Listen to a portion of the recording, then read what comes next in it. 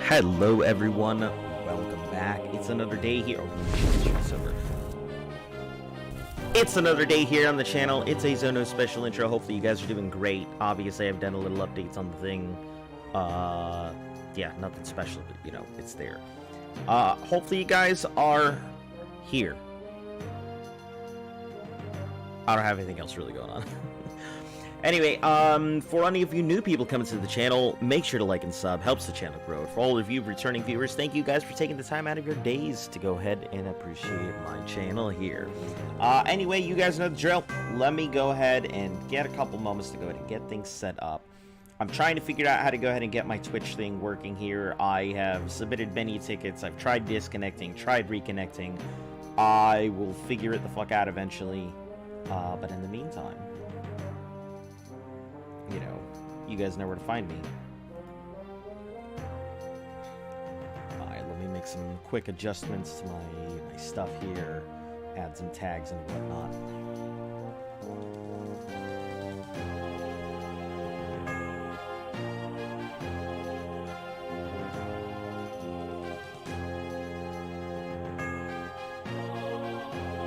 I may have to go and start putting up some cards here and stuff like that.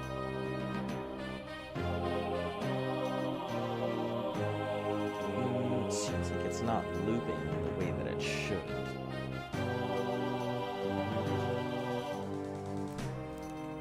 Not that there's anything wrong with it, it's just not looping properly.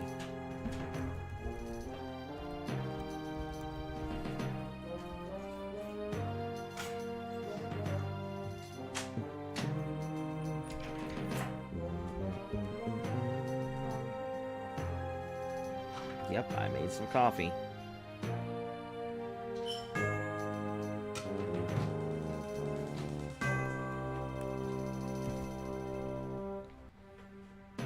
Alright, save. Let me go ahead and get rid of this while I have the chance. Delete forever. Yes. Delete forever.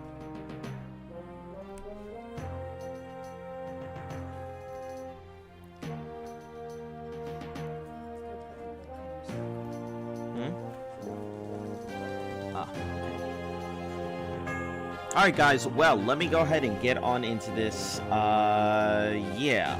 Sorry it's taking me a little bit here. I'm also trying to figure out why this thing isn't looping. It definitely should be looping, and it's not. Restart playback. Huh? I don't leave my stream notes open.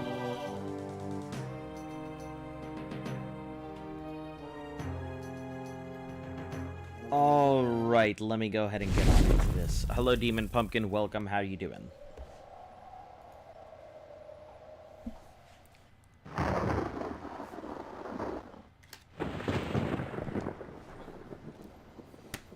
Okay, hopefully today's the day we can finish this mission. You know, there is no recap. Literally, all I did was run. If you are just coming into the channel, all I did yesterday was run. So, yeah, also the tiny updates that I've done to the thing are because I saw Luft make updates to her channel, and then I realized, holy shit, my stuff isn't going properly. So, I needed to go ahead and make some adjustments on my side, and now I have my social medias. But, I don't think my social medias are hyperlinked on there, so even if you were to go ahead and click on any of them, you wouldn't actually be able to click. So, I'll have to figure out how to go ahead and create a hyperlink to those things. I'll worry about that some other day. Let's continue on the, you know, the marathon run cycle.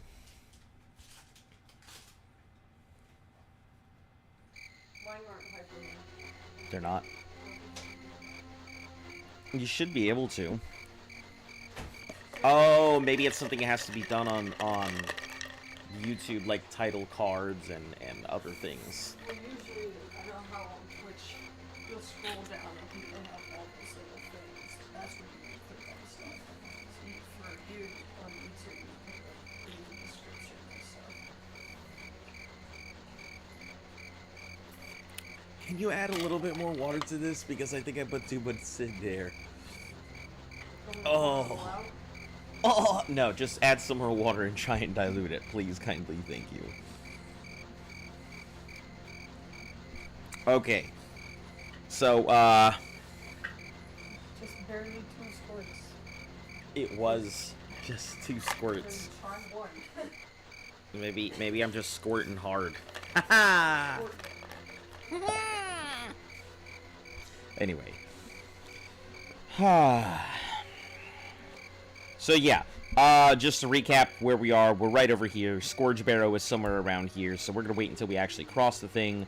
Then we're going to take the southeast, head over to Scourge Barrow, turn in this fucking soul that's been sitting in my inventory for many days, wander around until we get a letter well, head back to Sentinel, so that way we can get that letter that we're supposed to. So, once again, as soon as we're done here, we're going to turn right the fuck around and do the exact thing we just did all over again. Isn't it crazy how much running there is associated with all of this? Like, I knew it was going to be a lot of running, but I didn't think I would literally stop at a town for all of, like, 10 minutes and then immediately run for the next, like, 3 hours. That's kind of insanity. Man, whoever thought of this challenge, they're dumb. Yeah. Yeah. Fuck that guy in particular. How's everybody doing out there? Y'all doing alright? World's all good? Stuff's going fine? Everybody.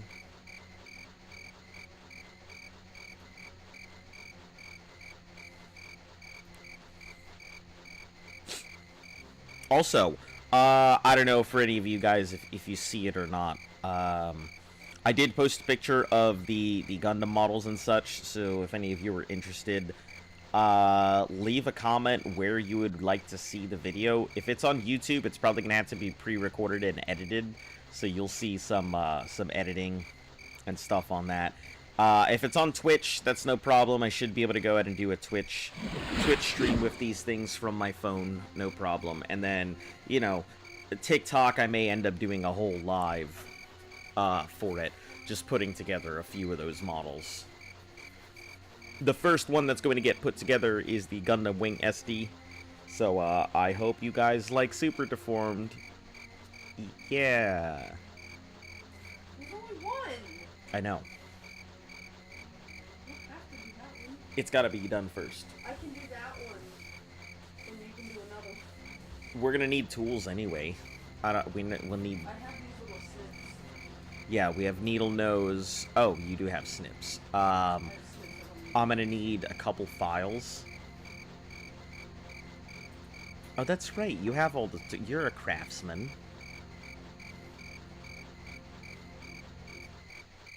Okay, that works. It's literally a couple files. I'm pretty sure I have a needle nose over there somewhere. Snips, needle nose, files, no glue. We're not gonna glue anything. Don't wanna cause the joints to be locked in a place. So yeah, but we'll be doing some Gundam builds. We'll make sure that we have all of it available, and then once we go ahead and do once my friend and I have worked out the nice. Yeah, talk about Evo. Once Evo and I have worked out the Aces thing we're working on, we'll go ahead and put that on Twitch so you guys can watch. I don't know, maybe we'll have to set up a schedule. Maybe it'll be like a weekly battle that we can go ahead and set up. So that would actually be pretty cool if we can get the Aces system done properly, and we can do some test runs and figure out what's what and everything else. It would be pretty cool to be able to go ahead and run it for a group to be able to watch us play it. And not only that, if they want to go ahead and do it themselves, they could also try out the Aces system for anybody out there who has a vast collection of mecha that they want to give it a go.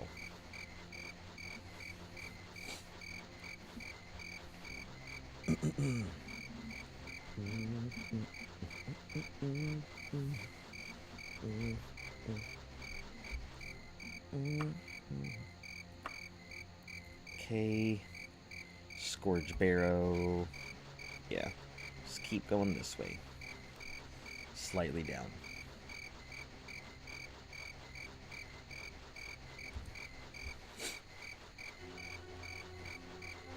Y'all seem awfully quiet today. Nobody's got nothing? Or maybe y'all are busy. I know, Biscuit, you're probably out there watching in the background doing your homework, so it's okay, I got you.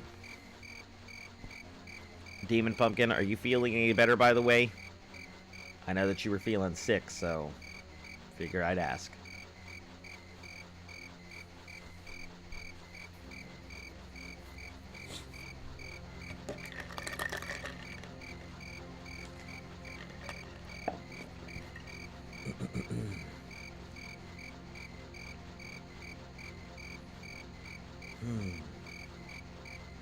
You notice orc tracks. A harsh yell brings you up short. Orc tracks. Oh, what the heck is this? Is this an orky dungeon? Let's check this nonsense out.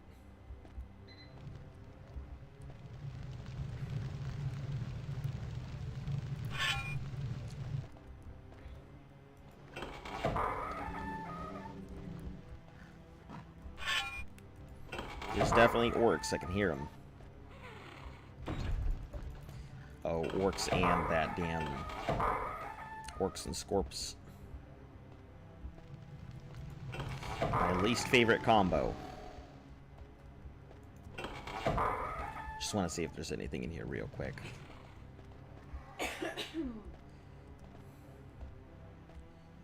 We'll just check, like, the first floor. If there's anything past that, I'm not going to go into it. Like, that's too much effort, too much work.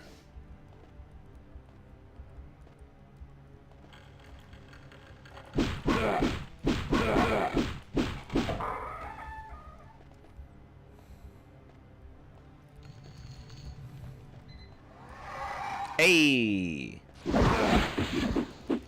I am silenced due to Daedra. Where the heck is this place? Alright, well, we're not going to go any further. It's got Daedra. I'm not interested in anymore. Oh, shit. Well, I was going to say I wasn't interested in this. Daedra came out of nowhere. Should have lightning bolt me into the afterlife. Alright, let's go ahead and get on out of here. Not gonna get sucked into this dungeon. This is where? It's called Tower Mazer. Alright, anyway. Let's keep rolling.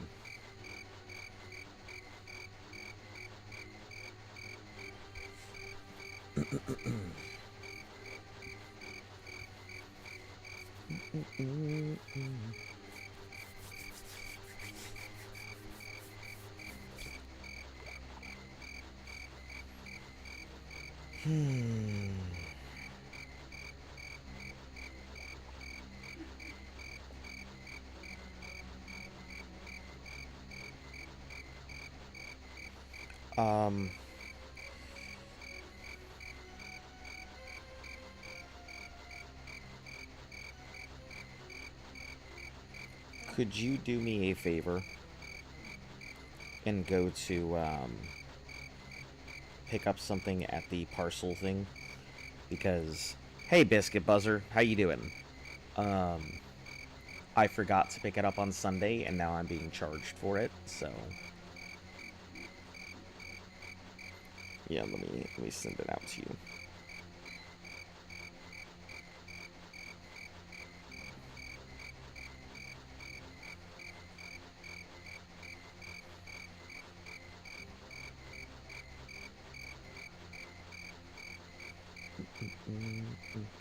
And I'm going to need to update my stuff on file, because they tried to go ahead and charge the card, but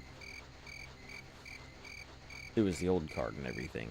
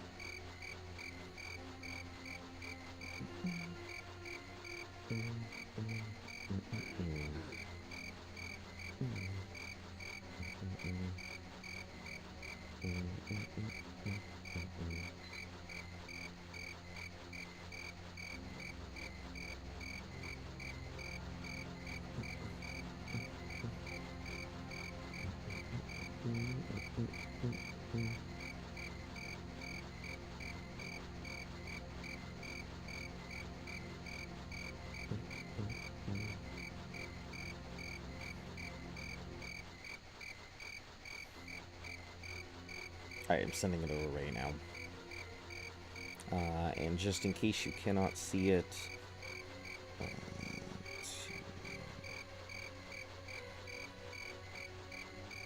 so I don't know if any of you guys saw it or not, but I did post my Gundam models and stuff that we're going to be going through. So if any of you guys are interested in that, let me know. We'll probably be maybe I'll go ahead and post something on Twitch while we're building, and then eventually we'll go ahead and work on stuff. If it's ever off stuff that's not part of my normal challenge, just check my Twitch. And if you don't have Twitch, I'm not sure what to tell you. I mean, I could always pour over a video, but...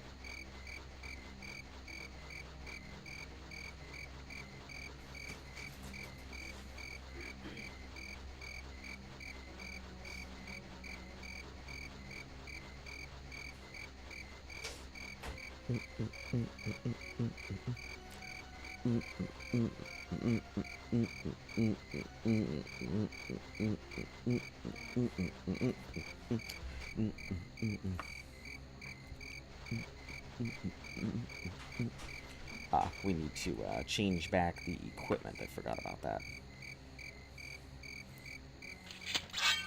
There we go. The music of Dragon Ball Super in the TOP episodes is goosebumping.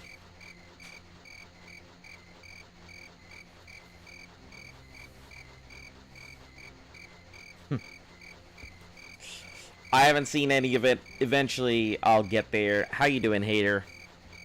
But, you know.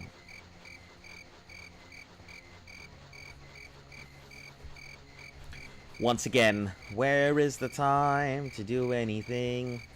'Cause I am always doing something. If I'm not working, I'm doing something that I need to do.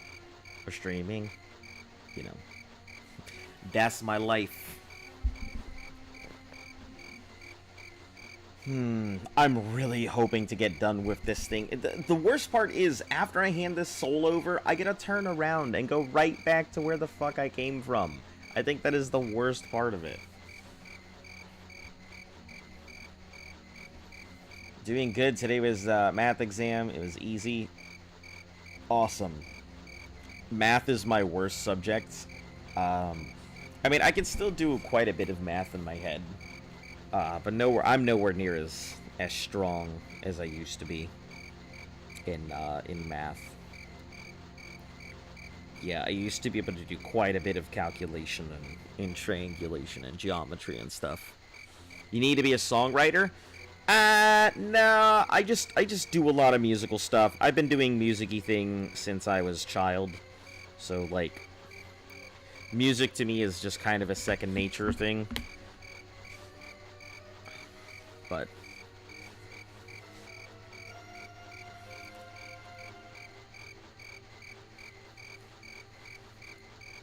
I would much rather do voice acting than singing.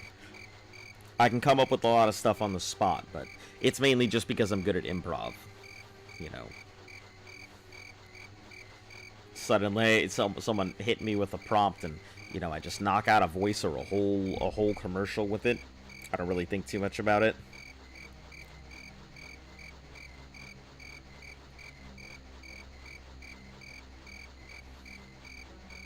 Okay,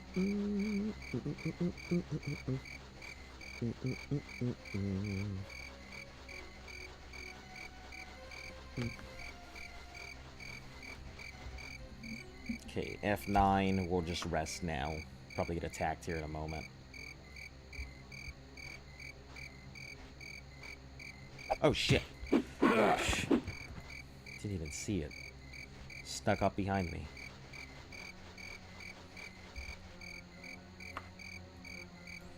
Alright, so Scourge Barrow. Yeah, that way. So just keep going. By the way, I don't know a lot about Elder Scrolls, so what the heck is that guy? Walmart version of Isaac Newton? No, so basically what's happening is, some necromancer guy, a sorcerer who raises the dead. He has charged me with finding this guy's soul, right? So I had to go ahead and kill off this lich, trap it in an item he gave me, and then that little picture is just telling me that, hey, I've got this guy's soul in my pocket.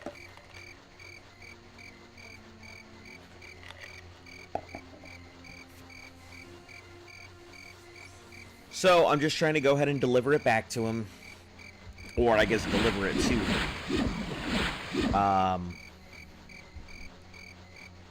Alright, well, we'll go ahead and get some rest, Demon Pumpkin. I know that you're probably still feeling sick, so... but yeah, he's trying to go ahead and get some information out of this guy's soul, and because he can speak to the dead and all of that, it'll help him. And in return, he's going to help me, with the location of the dead king that I am trying to solve. So yeah, that's pretty much what I'm doing, just running off to go give this soul to this dude so he can tell me to go fuck off somewhere. And then I have to run all the way back to the place I came from.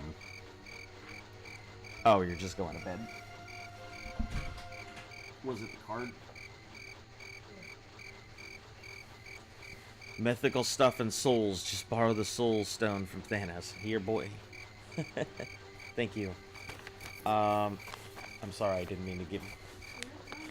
I gave you the customer service voice. I love how late this was.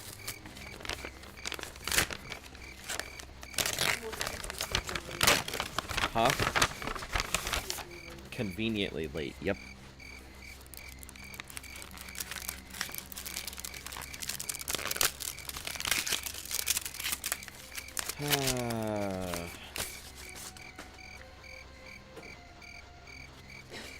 Good news, your card is here. Ba-da-bum-ba-ba. Ba-da-da-dum-ba-ba-ba-ba.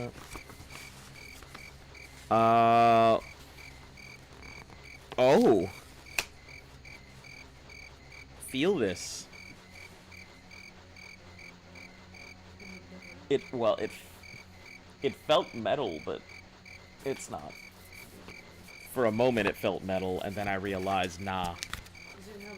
It has a look to things of metal, but not. Yeah. I'm just a little old scrub who doesn't get a good card. Oh, now you're in bed? Well, if I could play in bed, it would be nice, but I definitely don't want to, because I would just end up getting too comfortable, and then I would probably fall asleep, or I would sit there and my legs would fall asleep, but...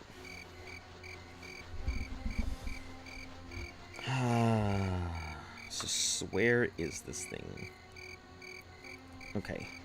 We're making pretty good time. It's only been like 25 minutes. Man, it's only been 25 minutes.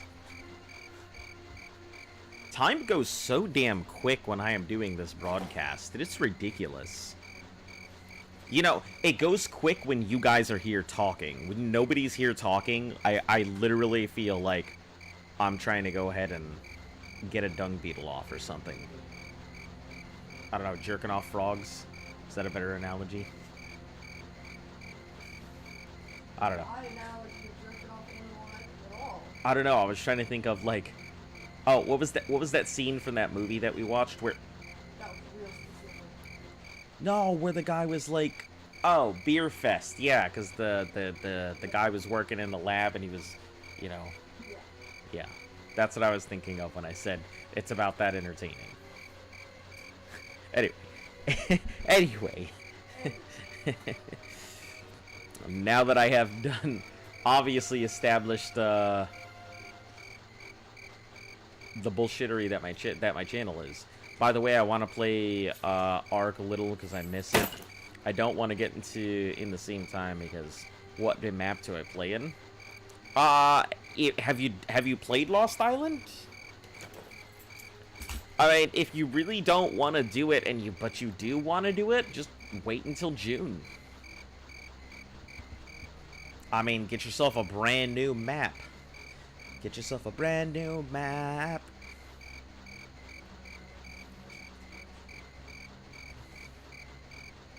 Time is a car that goes 1,220 kilometers a second.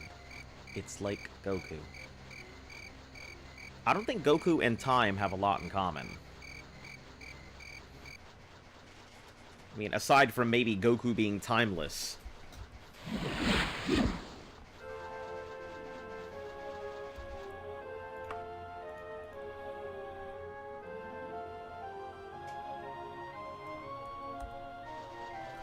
I love how anytime there's a crypt or a dungeon, why June? That's when Fjordor comes out.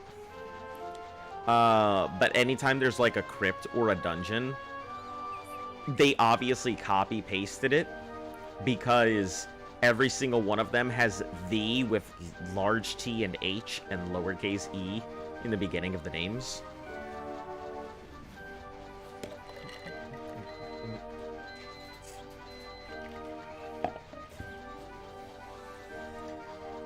Yeah, when Fjordor comes out, I'll be on Twitch. You'll see me doing some Ark stuff on Twitch. You know. Doing the best I can.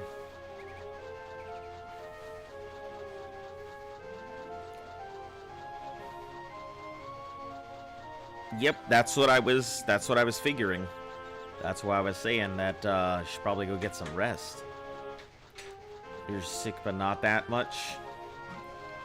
Well, I mean, here's the thing about illness. Your body is really good at recovering from stuff like that, but your body tends to recover while you're sleeping because it takes, it puts some other things on standby that normally you're actively processing, and directs some of your functions and stuff towards taking care of that stuff. When you said get yourself a brand new map, I got reminded of that Rick Rolling song. You know it? I I can see why people use that. Same syllabus. Oh, yeah, I can see it. Is Lost Island free? Yes. It is 100% absolutely free. You can log on to Lost Island right now and enjoy it. Fjordor will have cool new weapons. I don't know if it's gonna have any new weapons. I know it's gonna have some new dinos and stuff. But if there's new weapons and new items, this is the first I'm hearing about it. I mean, I also don't really pay too much attention. I mean, literally, there is a place in the Discord that has Ark announcements and Ark updates, and yet I really don't pay that much attention to it, so.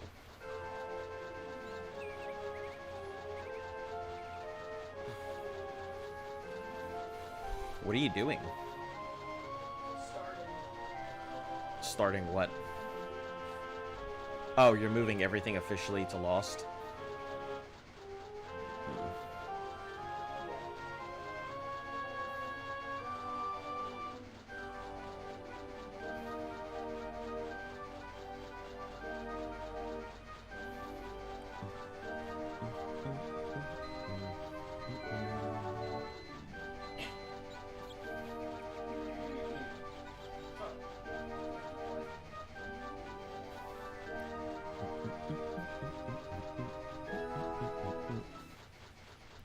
It will have a hammer of some kind.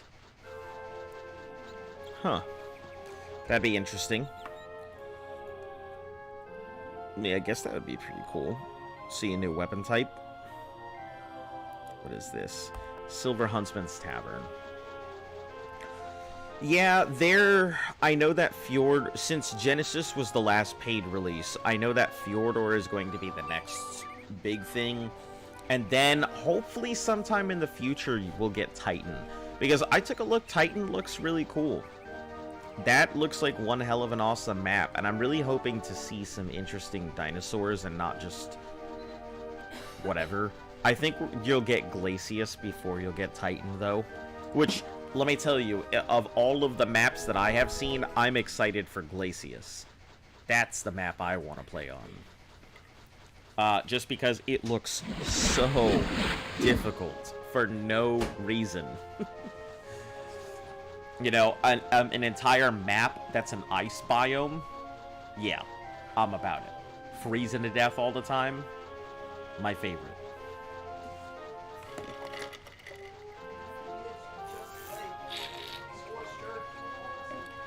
Yeah. Just like Scorched Earth, but opposite.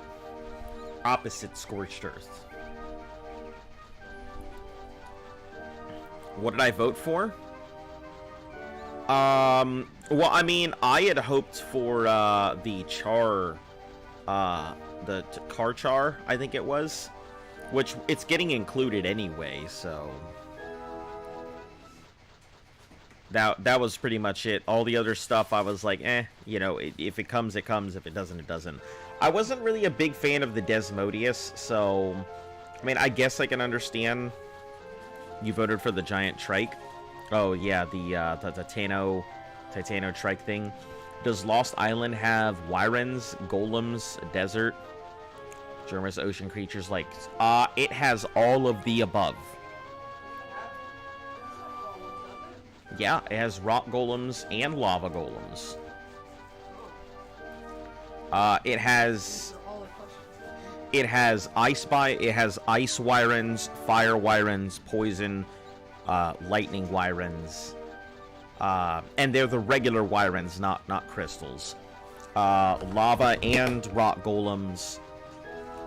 It does have a desert, a very scary one that is very in the far edge of the map, that you also do not want to get too close to the edge of, or it'll eat you, your dino, and your inventory. And I don't mean like kill you, I mean like kapoof.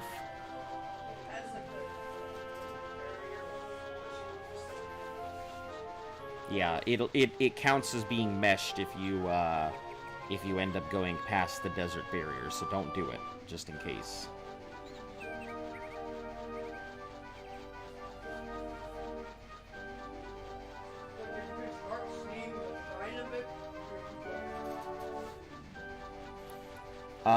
Yeah, it's pretty small. The desert is a little problematic in the fact that there are oil things out there. Yeah, it's just I know a lot of people perch on them, so... But yeah, you can put down some oil rigs and stuff there. And I believe Lost Island has access to all of the engrams. So if you go to Lost Island, you should be able to unlock everything there. Just in case you decide to go and reset your character for any reason. Yeah, Lost Island will be your new bay. That's for sure. I actually really enjoyed Lost Island. It was a very well-designed map. The biomes, it's huge.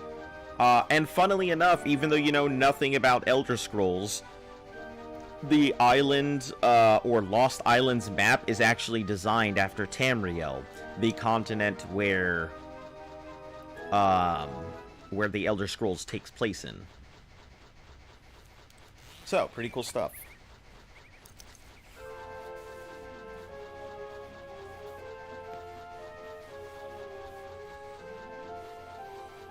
To think that Ark and Elder Scrolls actually have a common link is pretty funny.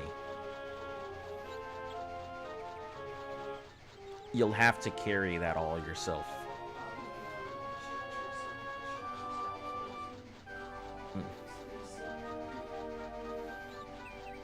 The boss is funny. That boss is hard, is what it is. I don't know if I called the boss funny, but I would call that boss a pain in the ass. I do think it's really funny how it calls for reinforcements, though. That is probably my favorite thing. Baboons being carried in by synopticrops. So you got these tiny little dimorph things carrying in baboons, dropping grenades and stuff everywhere.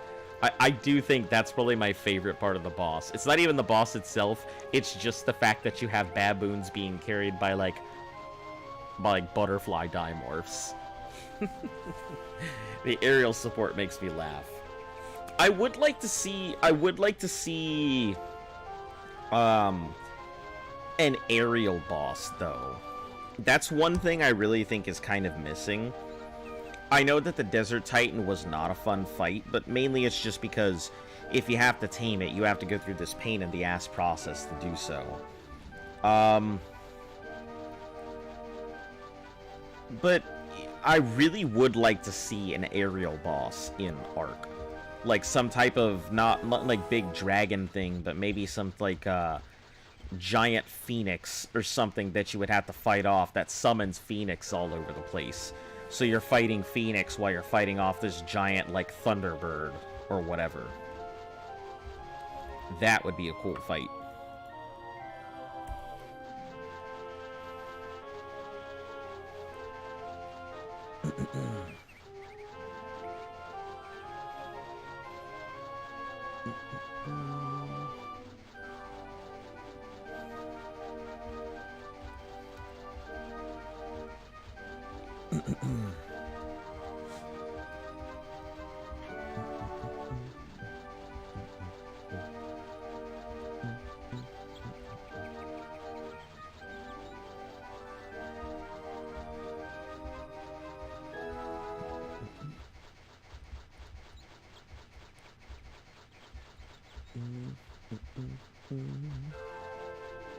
We're almost there, I think.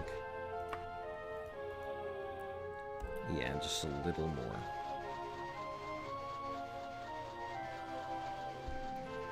Yeah, this should be pretty quick, as long as I can find the right tomb to jump down. Which, I guess last time I was here it reset, so we'll see if it reset again, or if I can still work on the same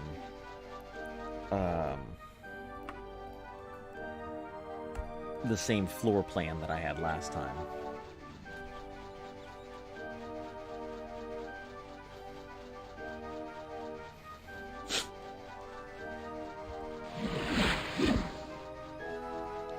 Forest Titan health is 100 or 1.5. Man. Why are you running? Same every day. That's all I ever do. I literally should just rename this lizard Forrest Gump. With how much running it's done.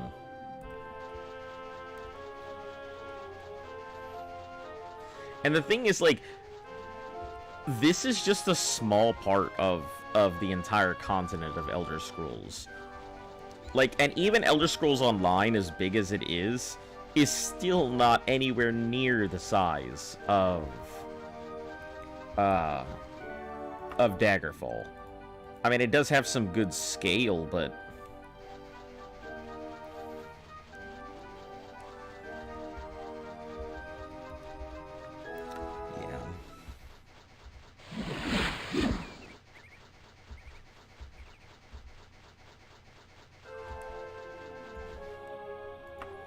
okay, are we in the right area now? We're just above, so now we gotta head south.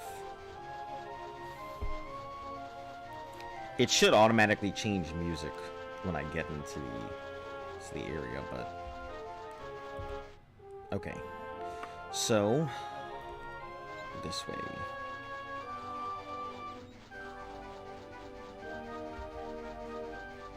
There it is.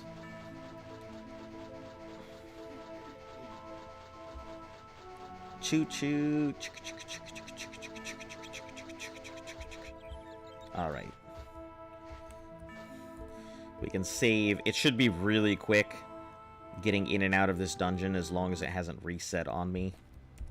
Which it sure the heck did. Alright, let's... Nope. That's not the one I wanted to go to, but... I guess it'll do.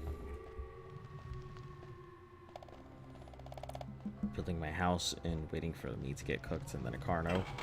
Yeah, it comes out of nowhere and just does you in.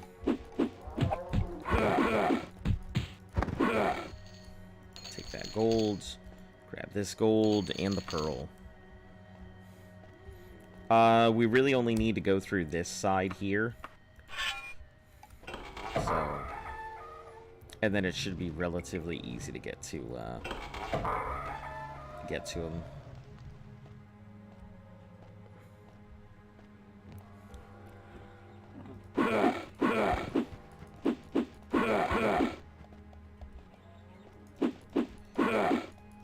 Come here. That, come on.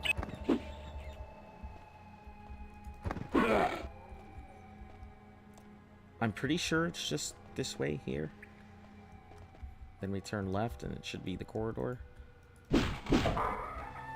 Yep, that's it. This is where I need to be.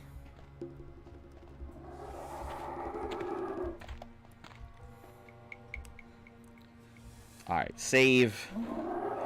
Well done, Morose. I am sure the prince will be most cooperative. Please accept this bracelet as a token.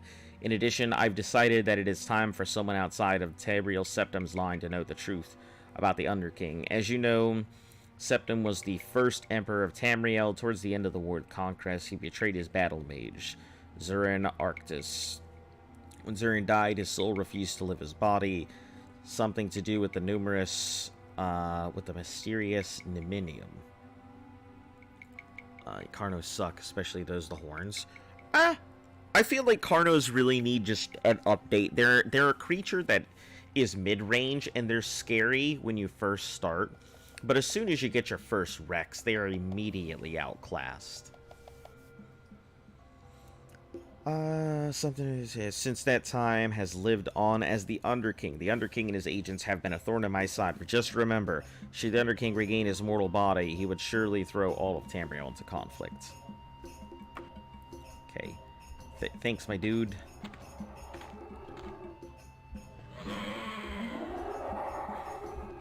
Alright, we're officially done here now. Can head back up. Yeah, getting to this is super quick. It's very surprising how easy it is to get to the Necromancer. I was expecting it to take forever. Maybe I've just got really good luck when it comes to choosing doors in this game.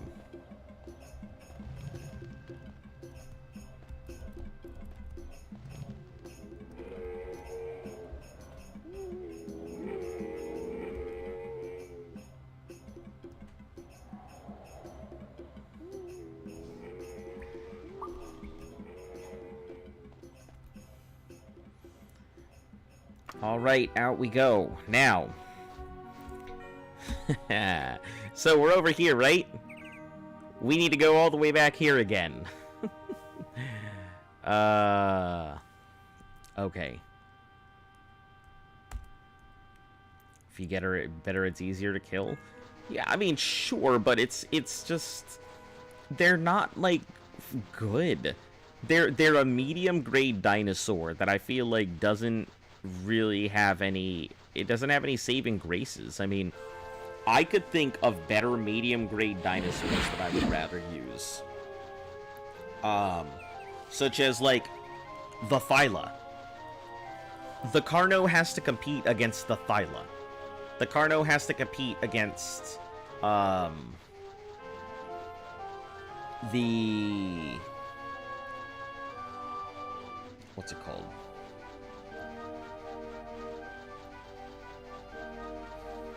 Against the Combat Wombat. Help me, I can't remember what it's called. Combat Wombat? I don't remember what it's called. Megatherium. The Carno has to compete against the Megatherium and the Thyla. Like, it's super hard to compete against things that are just overall way better. If the Carno had some type of bleed that it could instill, or like the bone breaking effect that it can do on you, that would be great. But yeah, there isn't any. And honestly, if they want to make raptors scary again, they just need to go ahead and add the aberrant raptor mechanic on all raptors. They need to give it the ability to go ahead and throw you off of your mount. Literally that simple. They do that, raptors are scary. If you're low level, it can instantly kill you. Yeah, I mean that's if you're low level, but I mean we're talking about like if you've encountered them and everything else. Sure, at low levels everything is scary. I mean hell, at low levels you can get, you know, ambushed by compies. Like, no matter what level you are, you're still scared of scorpions, because if you get stung, that's pretty much it, right? No matter what level you are still scared of centipedes. Why? Because if you get hit with that acid, it doesn't matter what level you are. Like, there are a lot of creatures that, even though you don't think too much about them, you're still scared of them. You know, aberrant raptors, still scary. Basilisks, always scary. You know, rock golems, you know, they're kind of pushovers, as long as you're not in their way. Like, there's a lot of dinosaurs that I feel, even though they did, like, some updates, you know, quality of life improvements and stuff.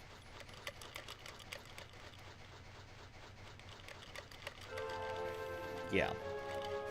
Compies are easy in low level. Even if you get ambushed. I guess my first experience with compies wasn't exactly that great, so...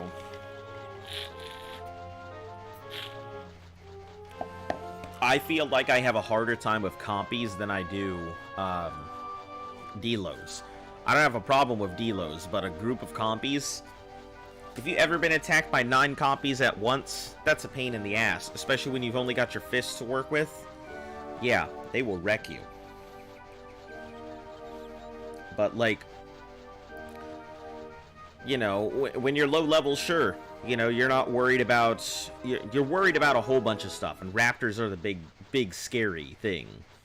I mean, even in medium levels, raptors are still scary. They're easy, but they come out of nowhere very quietly. I mean, hell, I think we're all still scared of Troodons. And that's the damn truth. You know, if you learn to carry a torch around, you're not scared of Troodons, but...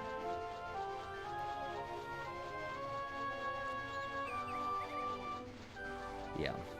I actually didn't know that. I found it out just the other day, that if you hold up a torch, Troodons will not approach you. So you can just hold a torch to scare away Troodons. Which is great. Because, you know, that's the worst thing when you're sitting there at night trying to do something and then suddenly Troodon. Yeah, it's pretty bad. Feels bad, man. But, like, I think Carno really needs an upgrade. Either a longer, extended bleed or the ability to break bones and cause, like, a slow mechanic. I think that would be good. Or even be able to give it some, like, burst speed mechanic. I think that would make it viable. Because it's a mid-grade dino that's actually pretty fast. Well, I guess it's a medium dino that's pretty fast. But, like, when you compare it against something like the Thyla, there's no choice. Why would you ever ride a Carno when you can just ride a Thyla instead? Especially because a Thyla tends to be a caving dino. Same with the Megatherium. But, like, if you were to give the Carno, like, a speed burst where it could go ahead and run, or you could have it like a sprint meter where it would just go at, like, a boosting speed, and it could do, like, a stunning ram or something like that. Just hit something with its horn, cause bleed, cause break, and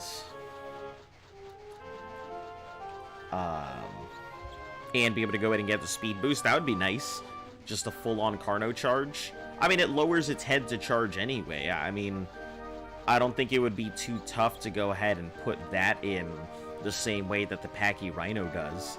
Just adopt the Packy Rhino's charge over to the Carno, slap on a couple mechanics to inflict broken bones and bleed, and voila, you have yourself a viable mid-grade dinosaur that actually is competitive with other stuff. And then you'd have really dumb mechanics like people Carno charging. So people would take on Rexes by Carno charging from all directions and just constantly inflict break and bleed all over the place. That would make the Carno viable. It would be just a simple update for that. I mean, I say that without really going into the mechanics of designing the code for it. But yeah, I think it would be a simple update.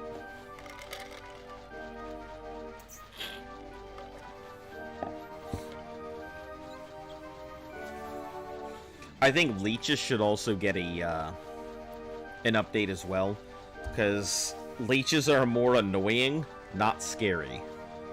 I mean, swamp fever can be scary, but you know, that's about it. I don't think most people are that worried about swamp fever. If they are, they're getting it just to go ahead and get rid of it so they can get the vampire eyes and stuff like that.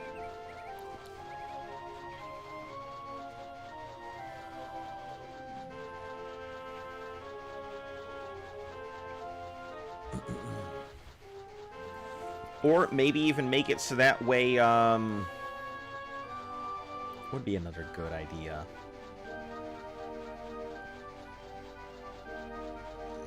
Excuse me.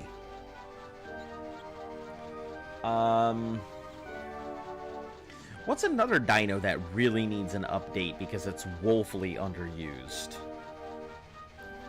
Wolves are good because they still get used. You know what? I'm going to go through this list of ARC dinos of things that I feel like really could be updated.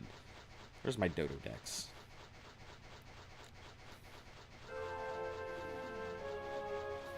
Still have my Dodo up.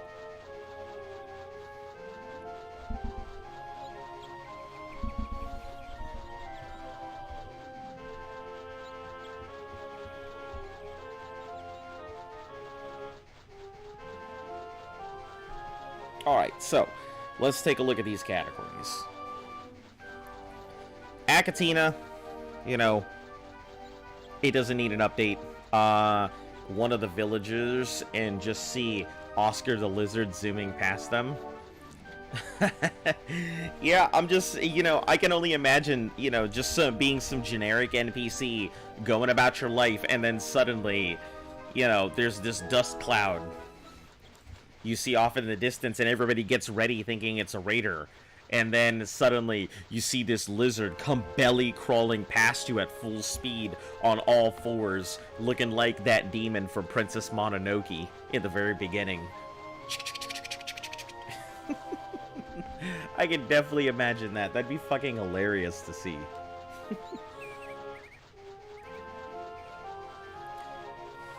That'd be a really funny cosplay, too. Just a lizard, an Argonian on all fours, just running at full sprint. Jerboa's a pain to kill sometimes. I don't think I've ever had a problem with the Jerboa. Let's see. Allosaurus is still good. The Amargasaur, obviously, is still good. I don't know about the Androsarchus yet. Clearly, we don't have it. So I guess we'll find out whenever we do.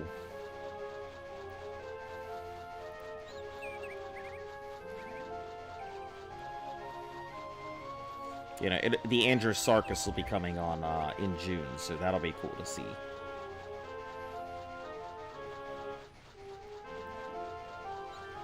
If there are any herbivores...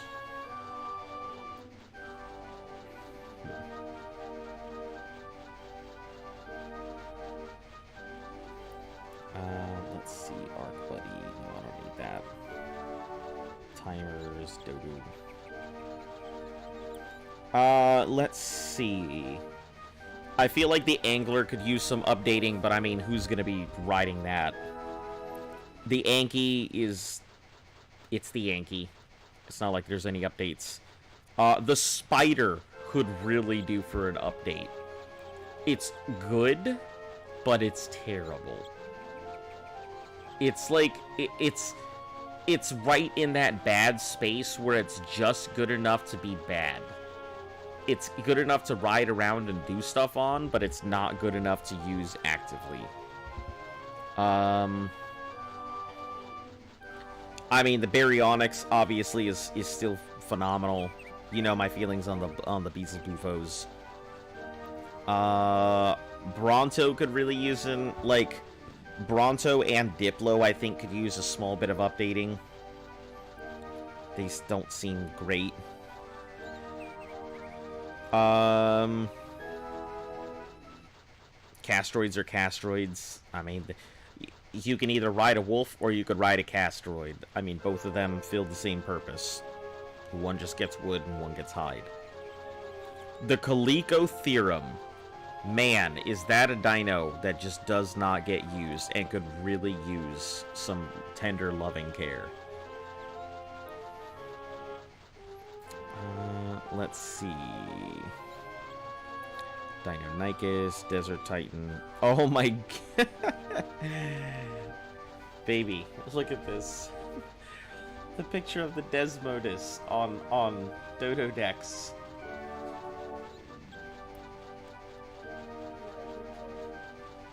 The one in the middle, right next to Dilo and...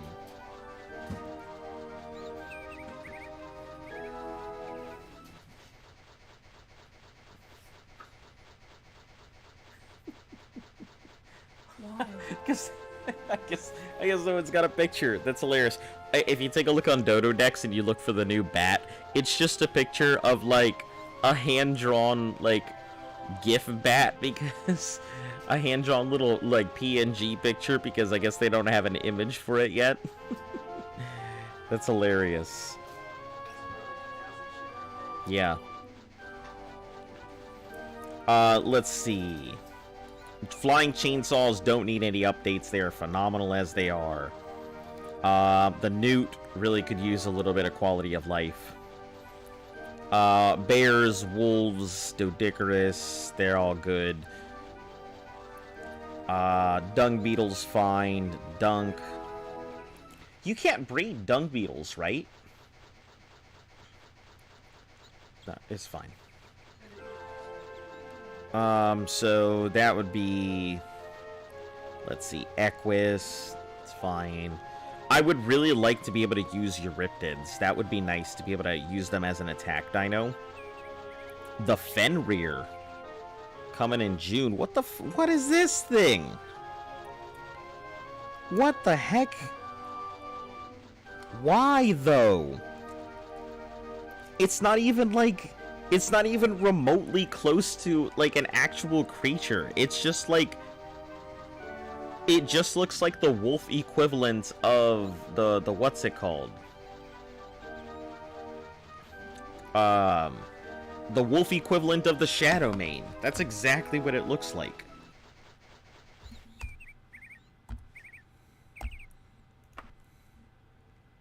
Get attacked. Oh no, we made it, though. Almost made it through. I also realized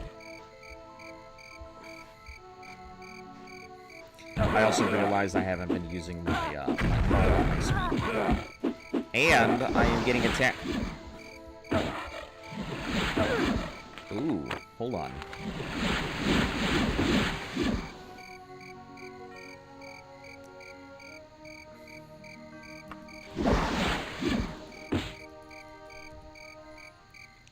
Scarab of undeniable access. Nope.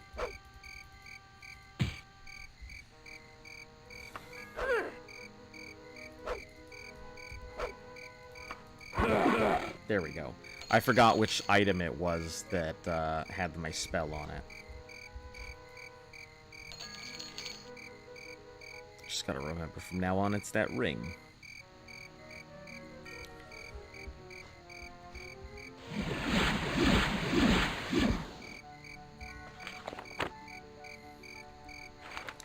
Okay, west, northwest, here we go.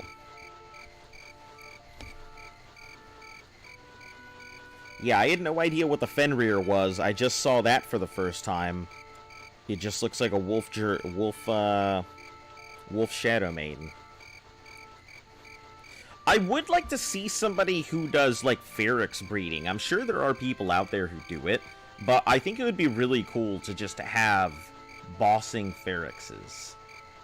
You know, your time limit would have to be... your time limit would obviously have to be the amount of time that it could last with the element. But I think that would be pretty fun. Let's see...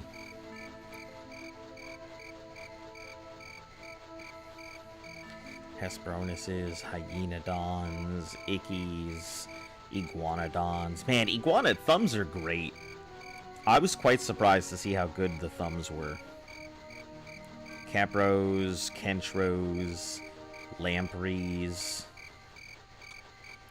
I guess I can understand why they can't do Leopleurodon. Lymantria would be nice.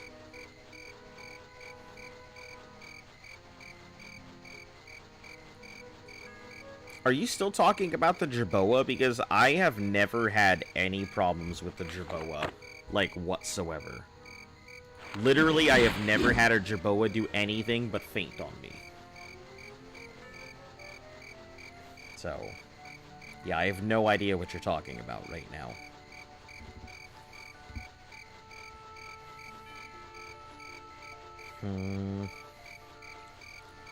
Mantis could do for a little bit of updating. Let's see, Megalodon's got the pack bonus. So that was that.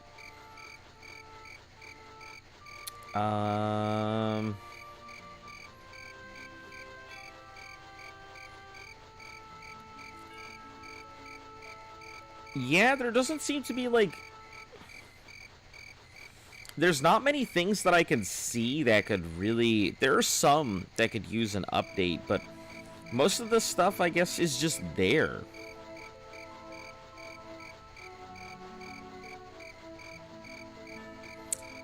I mean, if you say so, I have never seen it in any of the time that I was, that I've been near a Jerboa and hit the many 100 Jerboas. I have never had a Jerboa call for backup, so...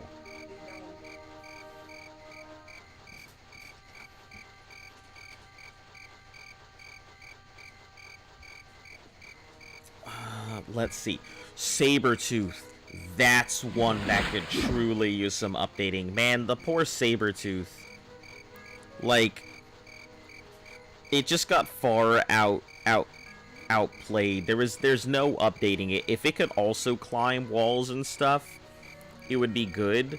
But, like, I really wish the Sabertooth got an update. It's a dinosaur completely forgotten by time.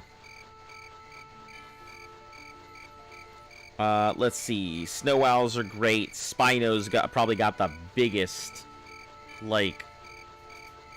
Spinos probably got the biggest quality of life update when that TLC. Ooh, terror birds would be great. Man, a terror bird getting a small update would be awesome too.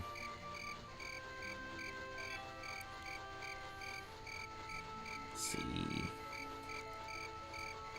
Ah, poor Voidworm. They did you dirty.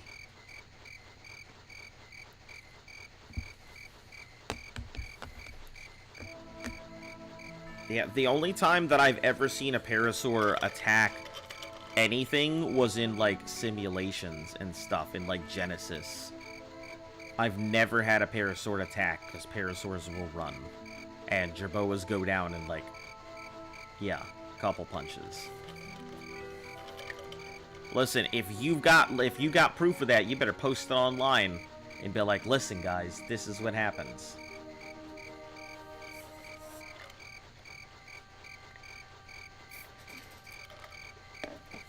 Because I ain't never heard of no Jerboa Parasaur attack. Jerboasaur.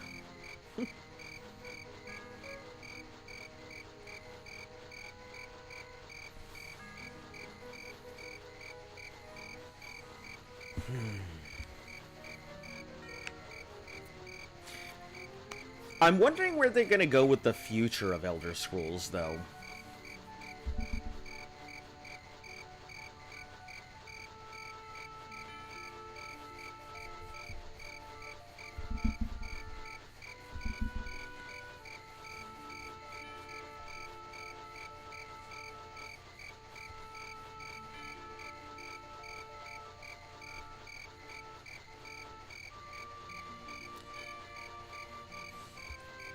Obviously, we have Hammerfell coming up and everything. Which the next question is, when is Elder Scrolls 6 taking place? Because, I mean, obviously we know where, but has it been like 20 years? Has it been 100 years? Is it happening the same time as the other ones? Like, I think when is just as important a question as where. And what do they do after they finally covered all the things? Where are they gonna go? What are they gonna do? I really do hope we get a whole new continent. That would be nice.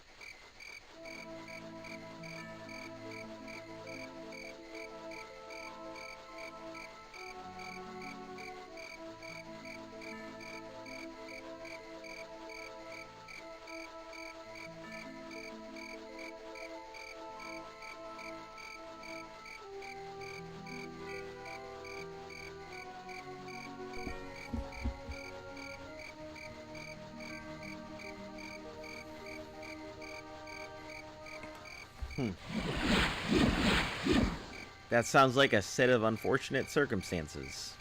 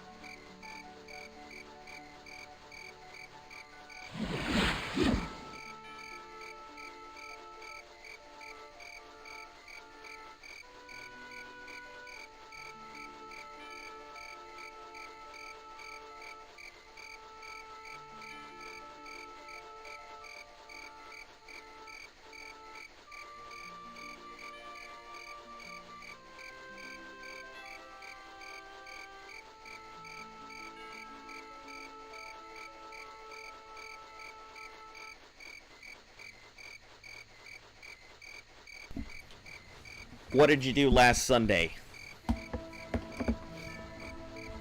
Oh, are you asking me to, like, guess? I don't know. Turkey hunting. Skiing. Snowboarding.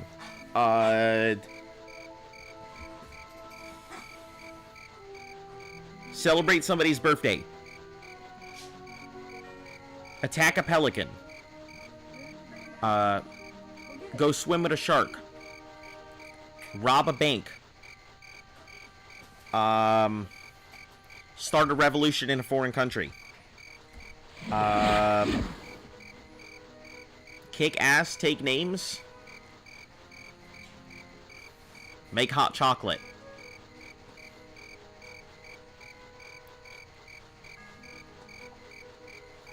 Become a Decepticon.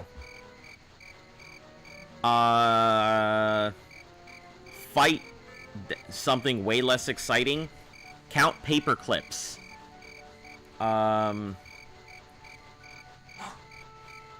Drink spoonfuls of milk from a gallon jug. Spent 5 hours on the church mission in Remnant. Ah, okay. Yeah, I would have never guessed that.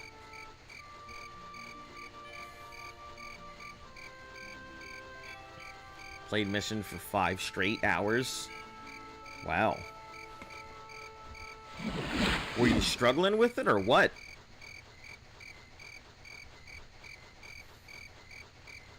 I mean, because I spend a lot of time in games just looking around. For me... Oh, you were on Nightmare? I guess that makes sense. For me, I tend to go ahead and spend a lot of time and stuff, mainly because I like looking for glitches, and I like looking around and finding the small details and everything else.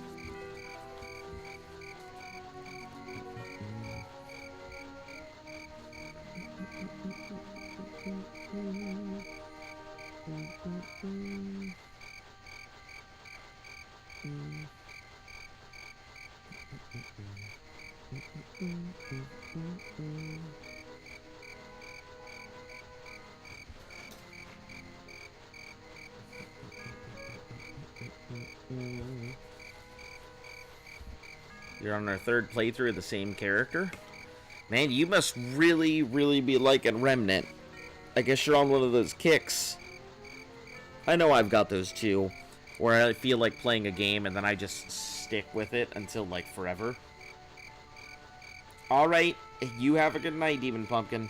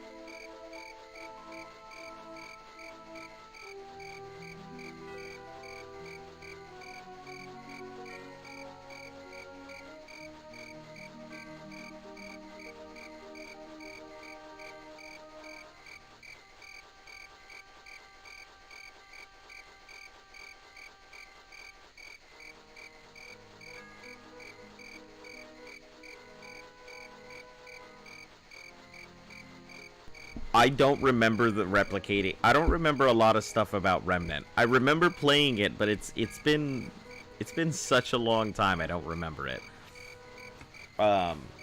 Like outside of seeing it again or outside of actually like playing it, most of the time I have a vague appreciation and remembrance of what you're doing, but not enough to really be able to talk about it anymore.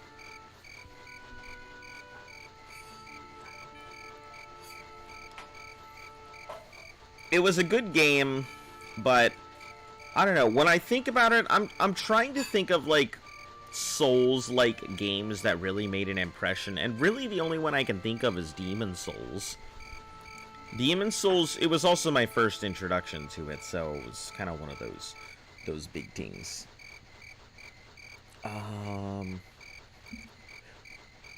I'm trying to hook up my Twitch to my Streamlabs again because I just unlinked them and now I am having trouble relinking them.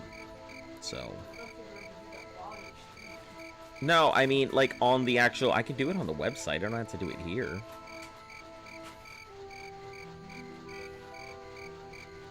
But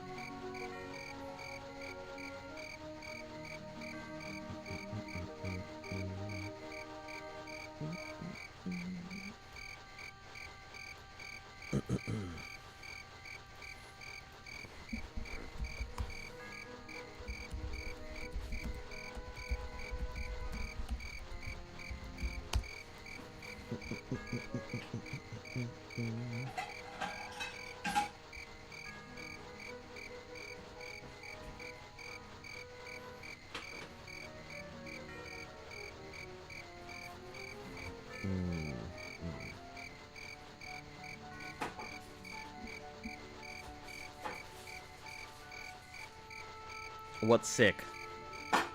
What's sick, hater? What you got? What are you doing?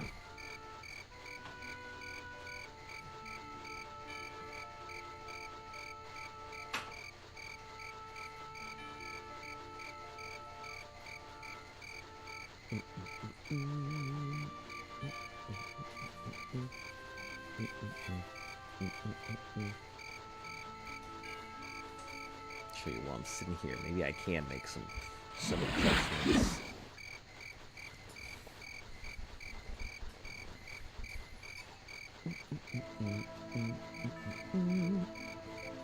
You have a question? Sure, what's up? Shoot.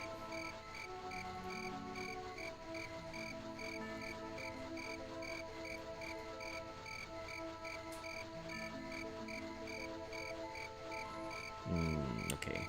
Can't change it while I'm live. Yeah, I'll have to wait until after the thing. It looks like I can't change any of them while I'm live, so...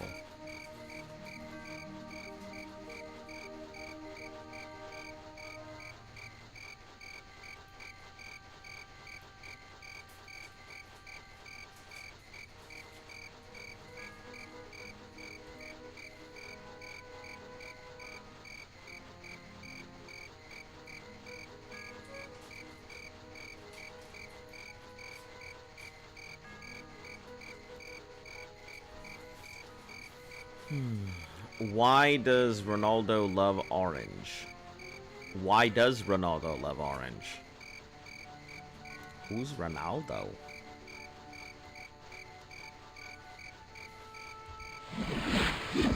Is this like a joke or is this like a real question?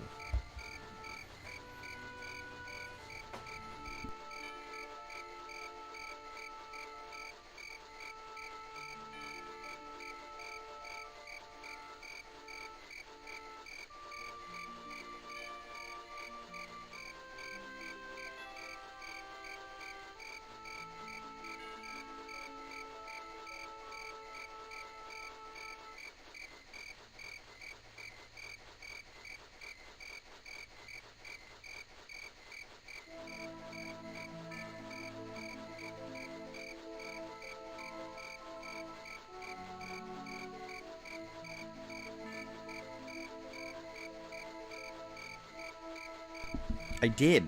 I asked, why does Ronaldo love orange?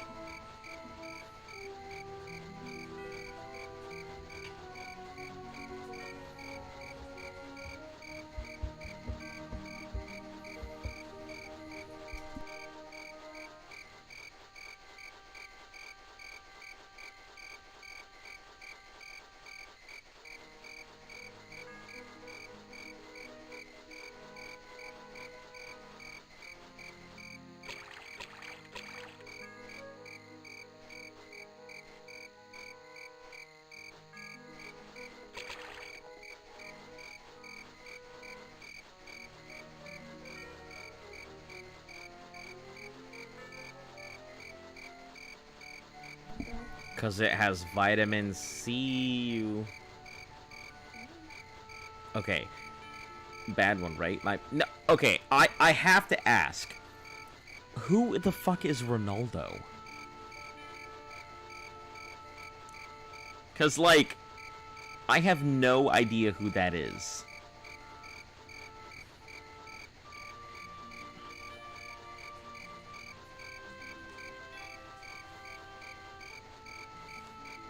I'm sure it was a very funny joke to somebody who's in the know.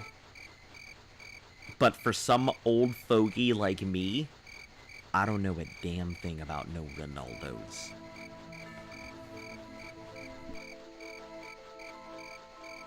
Oscar Biscuit Buzzer, you're up.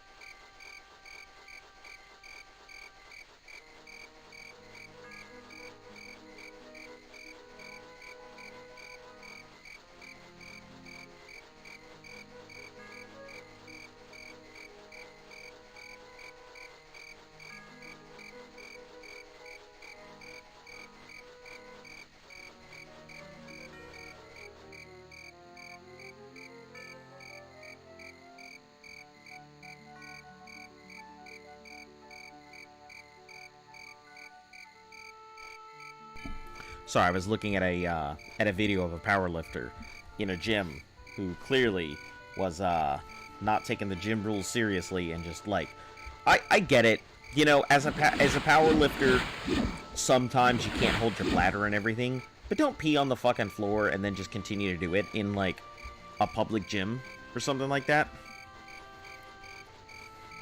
It's CR7, Cristiano Ronaldo. What do you call a three-legged donkey? What do you call a three-legged donkey? Half-assed? Oh, that's such a good joke. Half-assed. Hey, how you doing, Scout? Welcome back.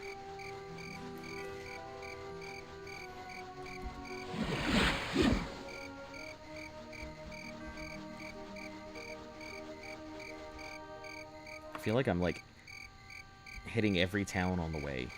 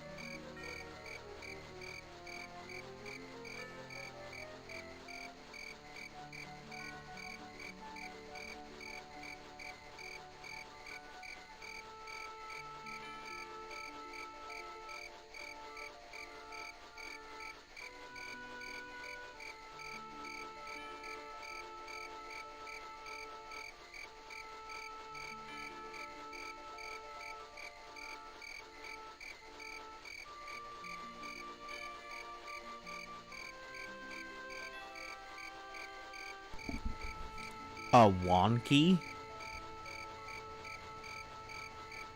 Am I missing something?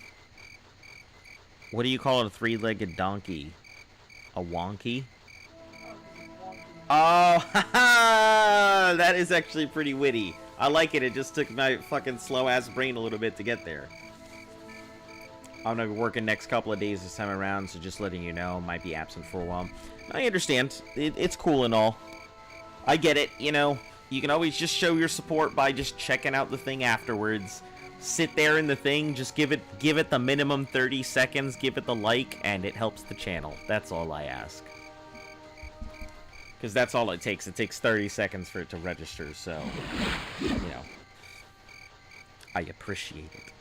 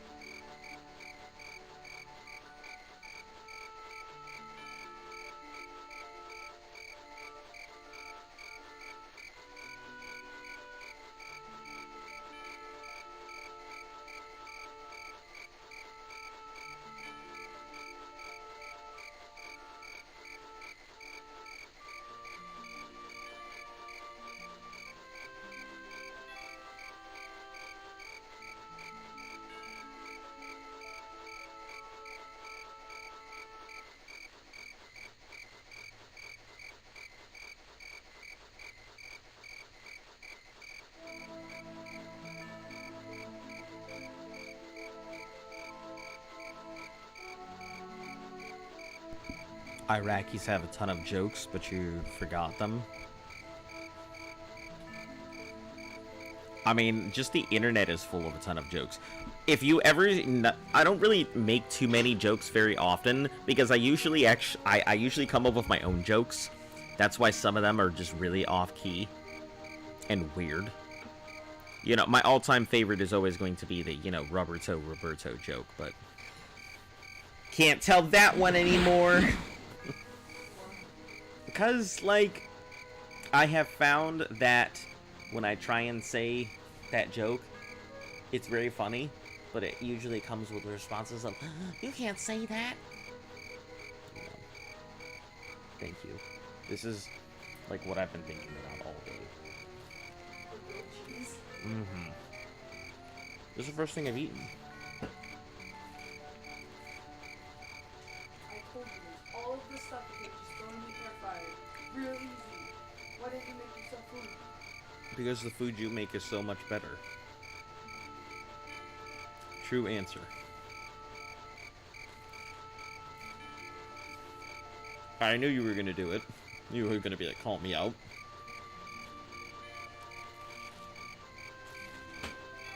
This grilled cheese is delicious. I'm sorry you guys have to hear me eating it. I'm a mute so you guys don't have to hear me in your ear.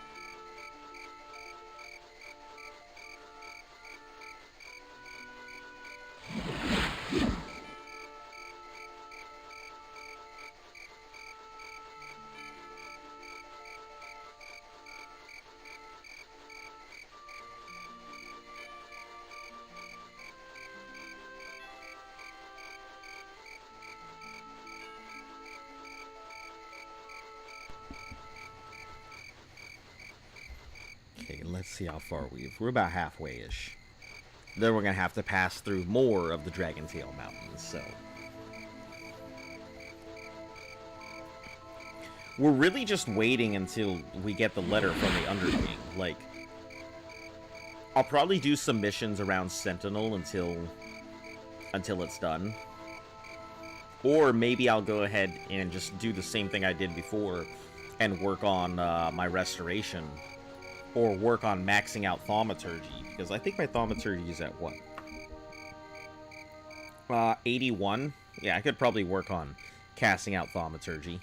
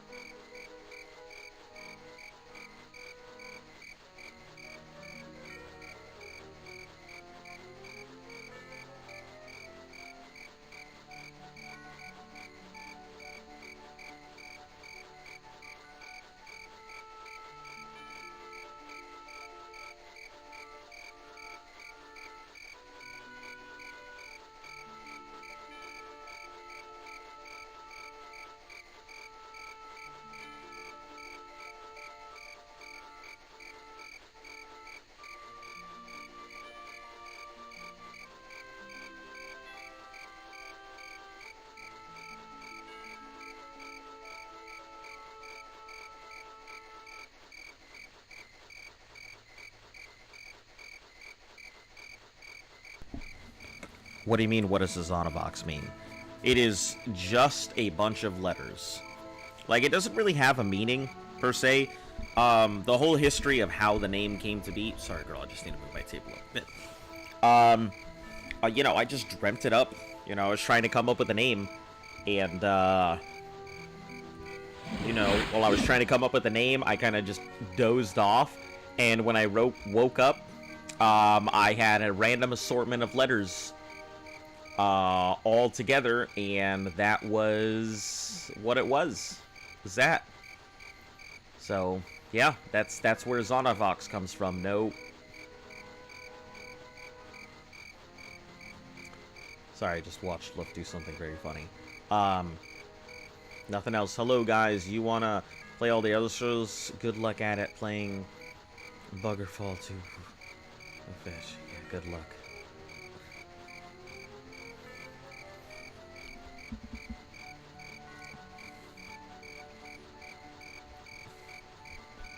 Well, I wish that I could pronounce your name, but hello and thank you for popping in. Very much appreciated. Yeah, I think I'll do okay. I appreciate the support.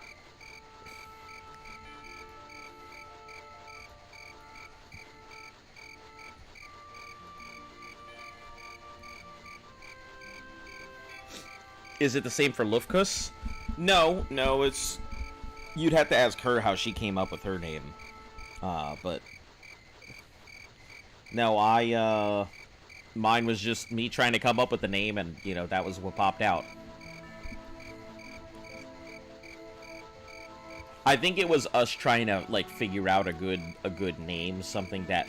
Because one thing that I noticed that we were encountering when she was doing names and stuff was that her original username kept being a username that would pop up here and there and here and there. And sometimes she couldn't get it, other times she could. And so having a username that was much more unique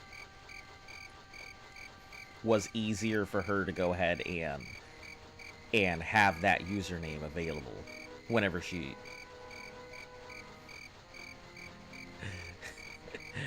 whenever she wanted it. I don't think you're gonna pick that one up. Hey, Shy Clips, how are you doing? Nice to see you.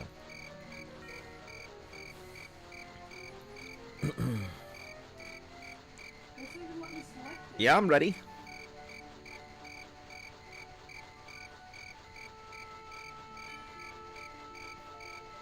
Metal ceiling, you had it selected. Stone ceiling. Metal ceiling.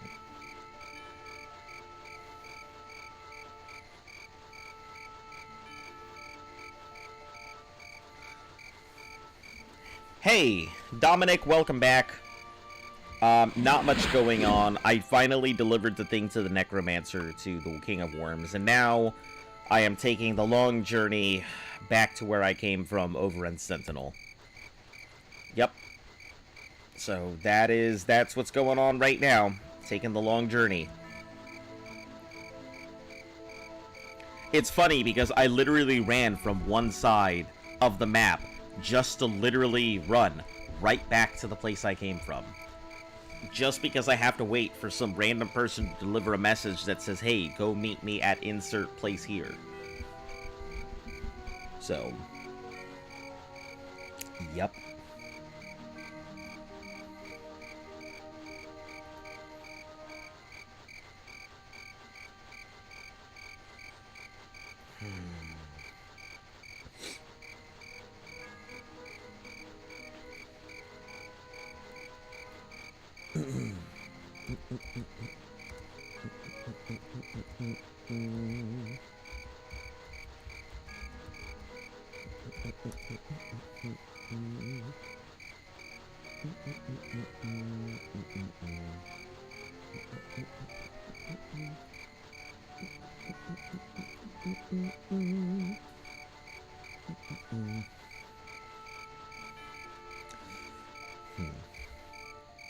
Okay, we just crossed over.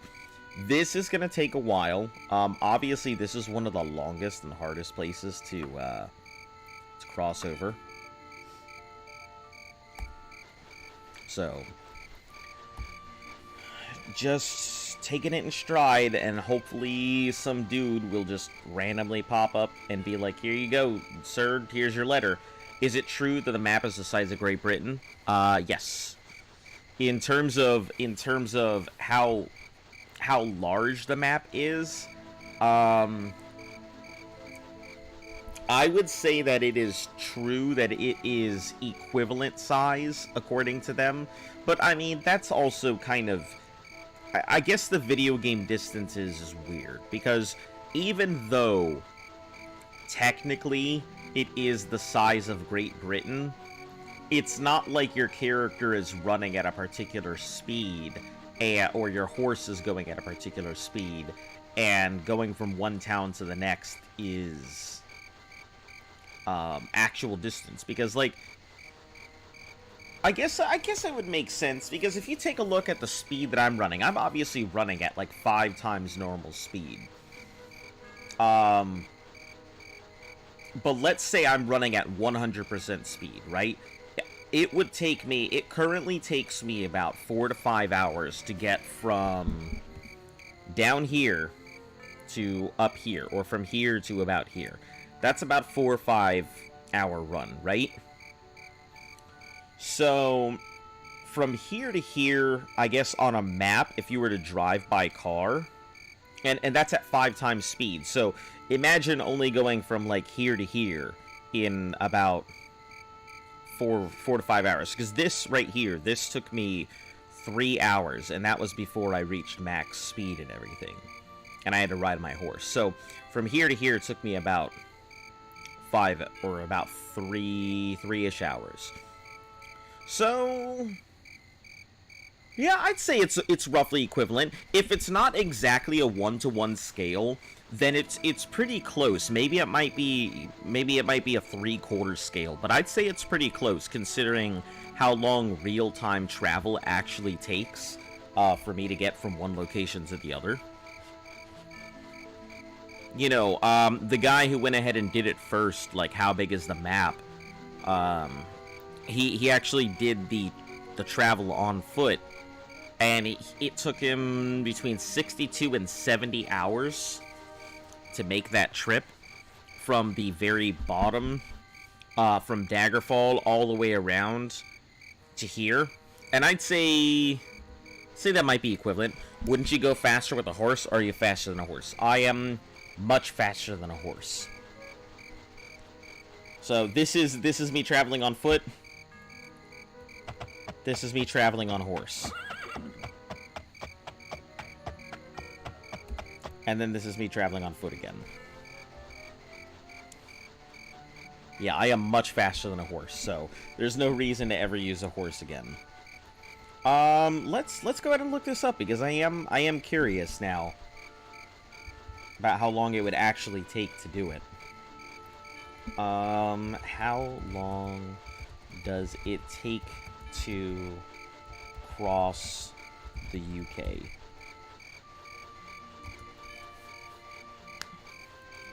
So, the distance is roughly 1,407 kilometers, which is 874 miles for anybody else who needs it.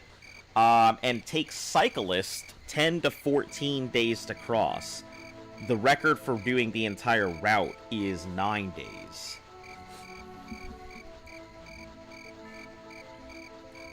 How long does it take to drive across the UK?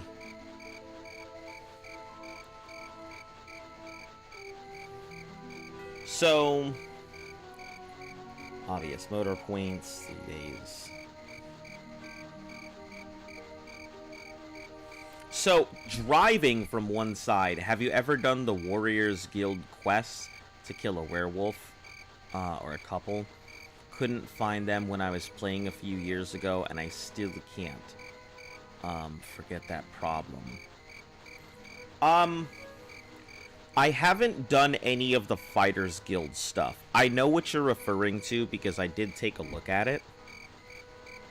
But I know that Daggerfall has a few issues.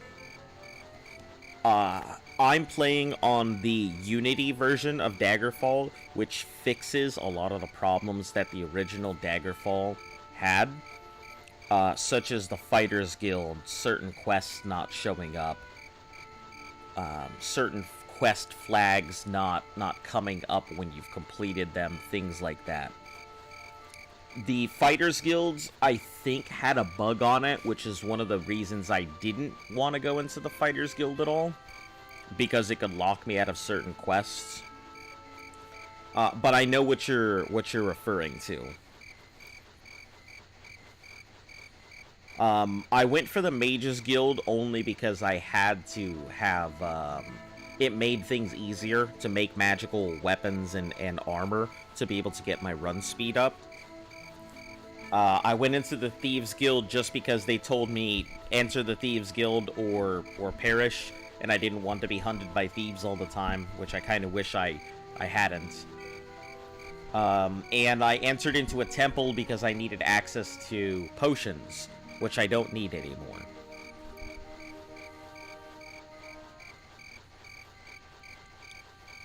But I don't think I had an issue with the werewolves because I haven't done the Fighters Guild at all yet. I'm doing main quest items just because if I were to try and do side quest, I would be playing this game for years rather than being able to finish it up in months.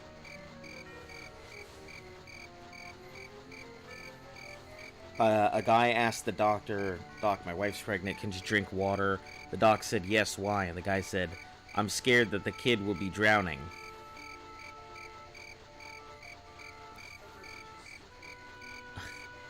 How did you get so fast anyway? Magical items or spells? I will show you.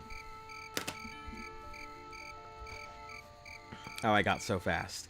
And keep in mind, every item I have basically has this on it. At the minimum, every item I'm wearing has enhanced skill running. And I completely forgot that I need to equip these again to get faster. Hold on, 1 second. I've been going slower than I could have.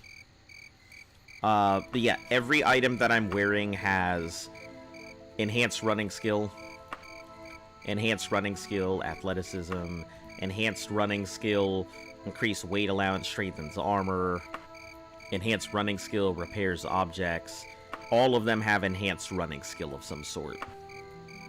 So, with all of this, the maximum speed you can get to is 505. But yeah, Azon is speed. That's me. I completely, that's me. That's me. But yeah, everything has that same ability on it. Daggerfall, all side quests by the age of 50 with no fast travel.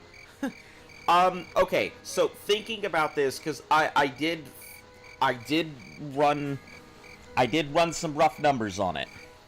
So, there are roughly, I think it said 256, 260 something, and I'll run the numbers here. How many side quests does Daggerfall have? 227 side quests. So, let's do some. You are born under the sign of the steed. Apparently. I'm born under the sign of the locomotive, more like it. Alright, let's go ahead and rest. Playing for years is a good way to generate more content. Elds, every side quest, every cave, every hidden spot. Sure, but I'm doing all of the Elder Scrolls. I'm trying to do all of the Elder Scrolls with no fast travel, except Arena. Arena is impossible to do with no fast travel. But I'm doing all of Daggerfall with no fast travel. As far as I know, this is a world's first. I have not seen anybody who's done a full no fast travel playthrough of Daggerfall. So this should be a world's first. But I want to play all of Morrowind, Oblivion, and Skyrim with no fast travel. I've never played Skyrim, and everybody's always told me to go play it.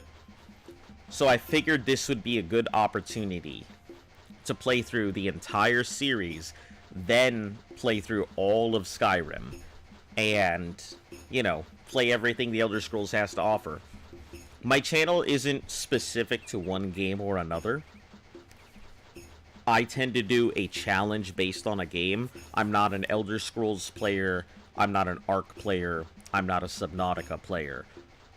I just do challenges that are associated with the games.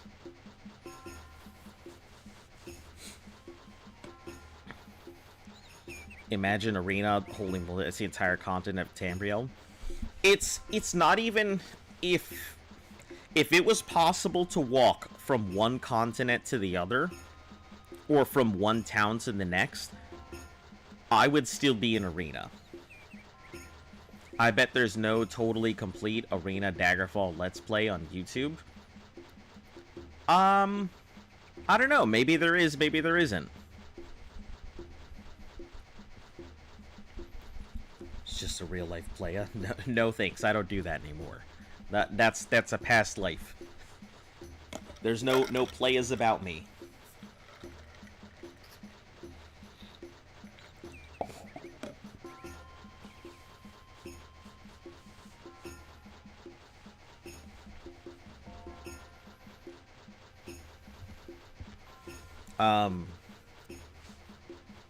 But yeah, for me, it's more of, I like the challenge of doing stuff that nobody else likes doing in video games.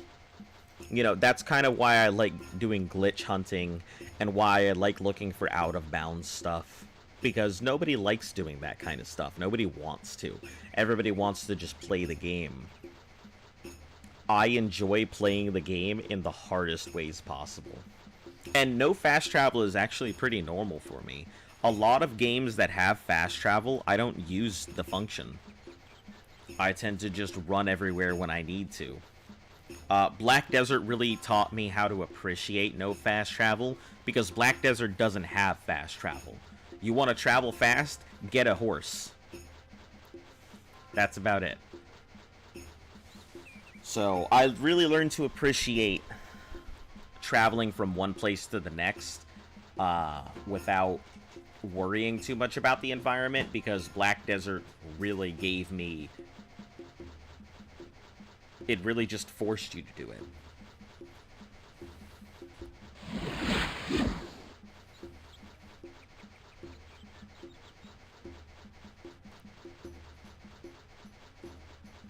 Imagine an Elder Scrolls game taking place on the entire planet. And see, I was just thinking about that earlier. Like, same, I never used fast travel, ever, never, ever, ever.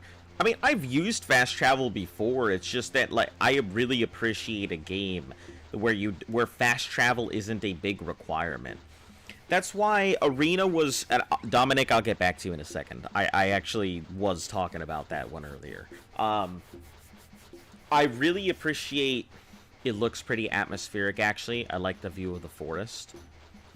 Daggerfall Unity really made a lot of changes to the environment and the way the game plays. It smoothed out a lot of the problems, fixed quests that were having issues, changed combat, and included a lot of quality of life updates. And I think that's why most people recommended that I play Daggerfall Unity instead of regular Daggerfall. It's the same game otherwise, just with a bunch of fixes. But yeah, I really like playing games without fast travel. There's a lot of things you'll miss along the way if you just bolt past everything without taking a look at your environment or any of the stuff.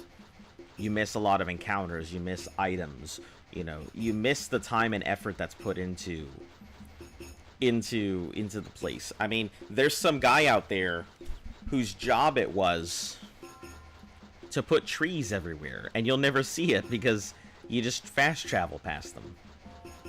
Alright, back to you, Dominic.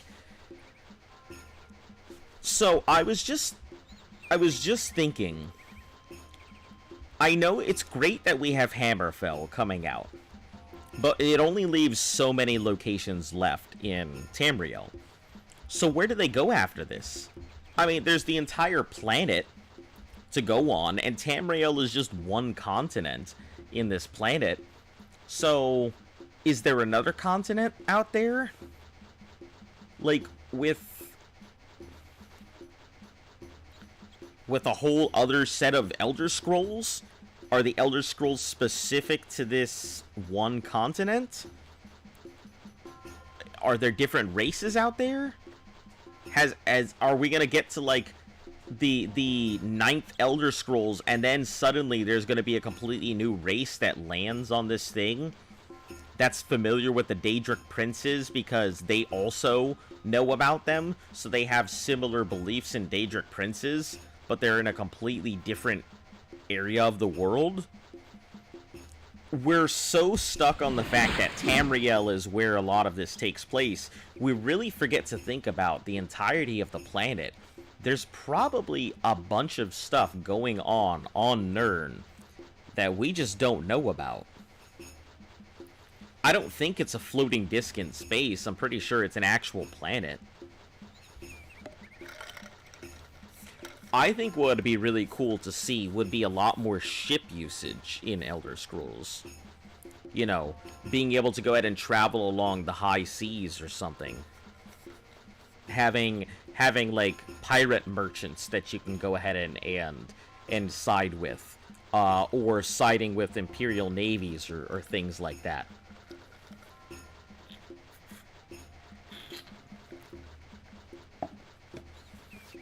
There is another called Akavir, which is supposedly occupied by reptilian bloodsuckers, according to the lore. See, that would be cool. Imagine going on an invasion to Akavir, or they're invading us, and so you have to go ahead and you have to take your boat across the way, and so it becomes an Elder Scrolls that takes place on the ocean in between the shores of Tamriel and the shores of Akavir. That would be cool as hell. So you have your boat, and you run into other boats on the shores and stuff like that, and you run into, like, pirates out on the seas. An alien race could visit the planet. I could see that. I mean, nothing's really out of the picture, considering you have demonic incursions. There's no reason they couldn't have an alien race descend from the stars. It would really change the... I don't think a lot of people would enjoy that, because it would essentially change the way that you view Elder Scrolls. But I could see them including the planet of Nirn. Excuse me. I could see them including the planet of Nirn in Starfield. Just as a reference, or some planet that you scan or pass by. I could totally see that.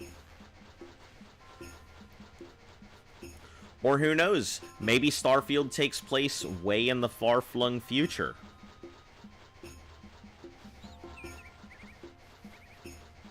There's a lot of possibilities when you come down to it.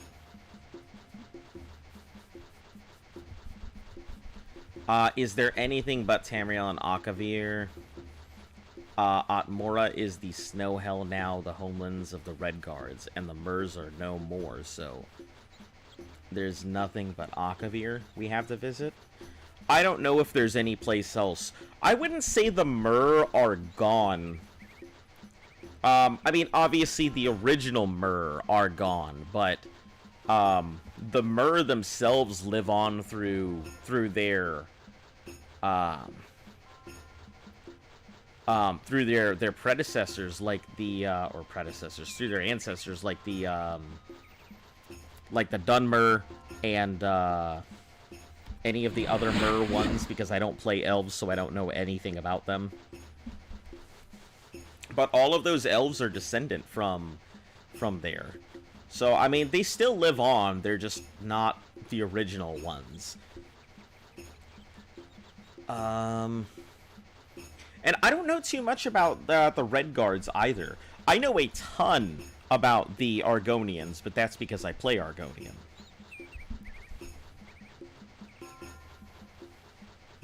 I would assume that there is at least one more continent to Nirn. I'm pretty sure there is. I think it was mentioned at some point. Or it could be that that everybody thinks that Oblivion is in some different part, or maybe Oblivion Aldmeri is where the... Yeah, yes, yep. Yeah, that's what I'm talking about. Yeah, the Aldmeri. But I don't know, maybe Oblivion is an actual continent on Nirn, and it's not some extra-planar everything. Starfield will take place about 300 years from now. Yeah, I can't see any of the races of Tamriel coming up with space technology in that time, so I assume that they will be, they'll be separate, but I wouldn't be surprised if Nirn itself gets a cameo appearance in Starfield.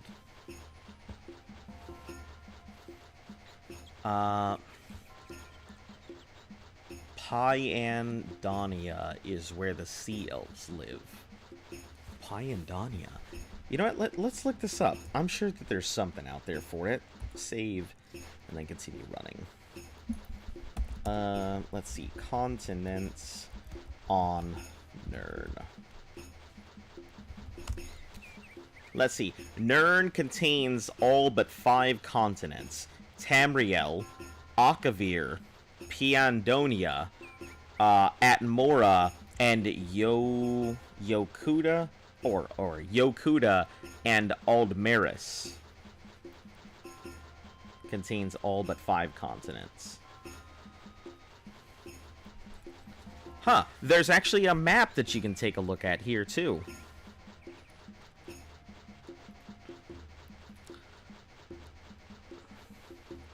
It seems that Tamriel is the biggest one. And that's probably why it all takes place on there. Let me see if I can take a look at this real quick.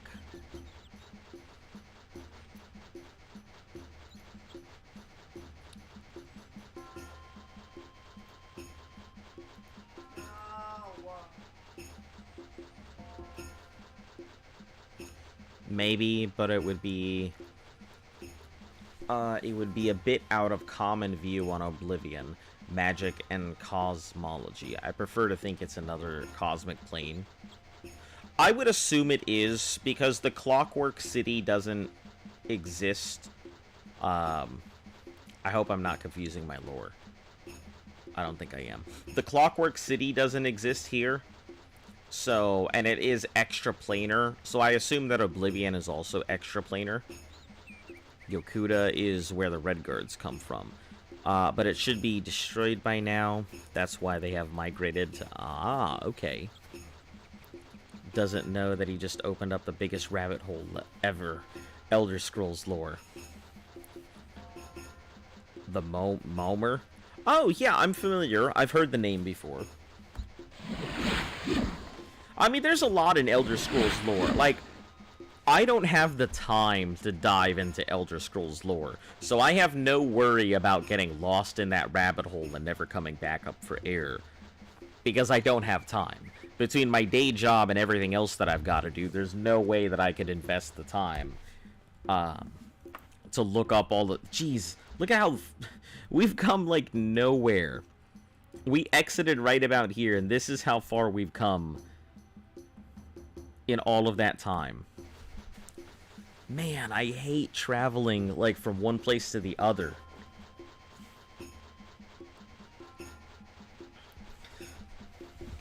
It's not bad. It's not like it's a problem or anything. It's just, I can't go any faster. I literally cannot go faster.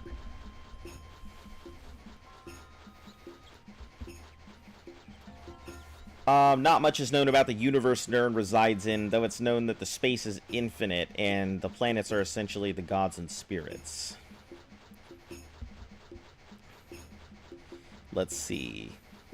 The 2 moons, Masser and Secunda. Masser was first studied and named by the Aldmeri.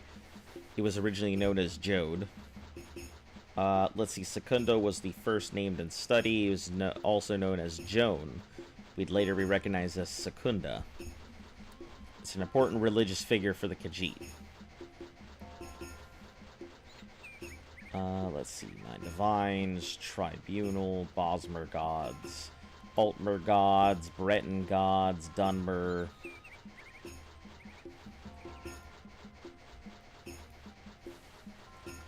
That's what I used to say. I don't have time for this lore. 12 hours later. I listen to a lot of stuff, but there's no way I can sit down and read anything anymore. I definitely don't have that time.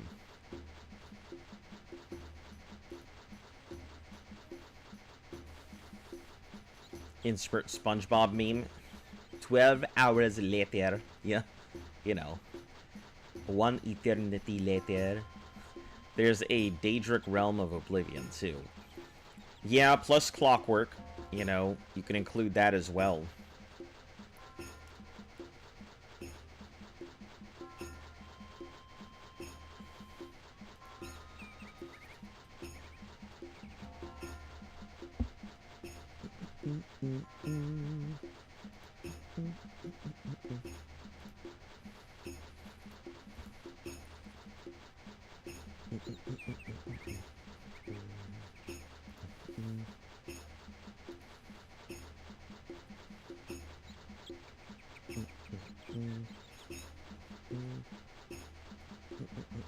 Oh my god. I just went down this terrible rabbit hole here of is Nirn flat or spherical? And there's a whole thing called the Flat Nirn Society. If it had a curve, why can the Dwemer dig straight tunnels? Oh no.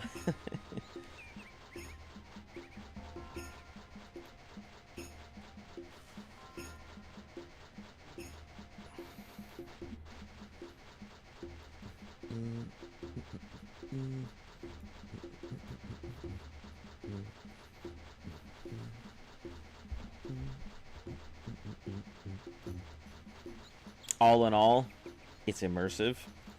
Yeah, the lore is pretty deep. I think it's pretty cool. I'd like to see a lot more of it. I wonder if they'll ever release a complete compendium about Elder Scrolls when all is said and done and it's finally all been taken care of. If you drop that stone, you'll be able to probably... Oh, yep. Disregard. You know what you're doing.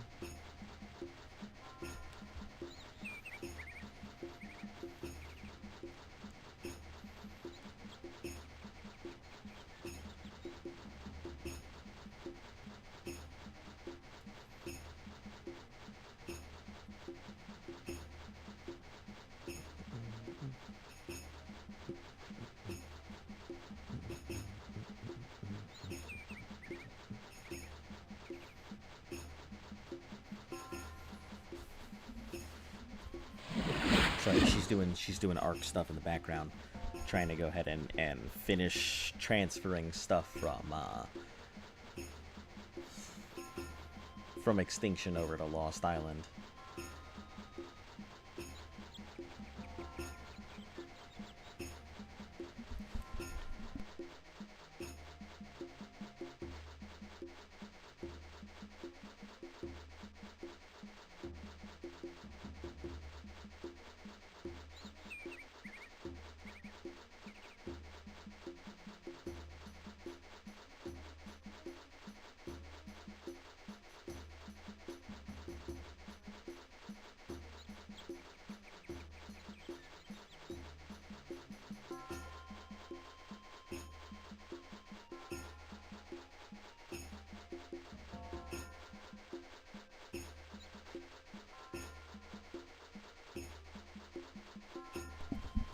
Hey Propane, how you doing?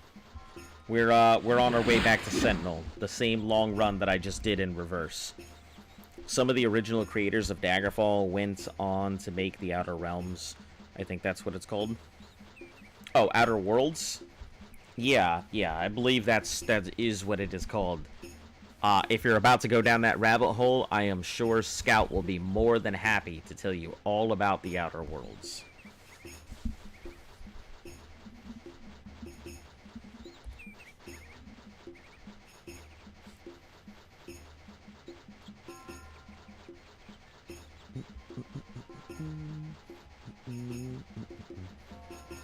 Oh, Outer...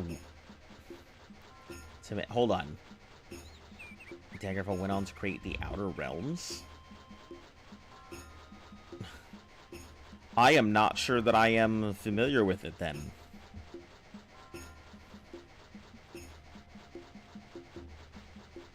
Outer Realms. Hold on. Now you've piqued my curiosity. Outer Realms.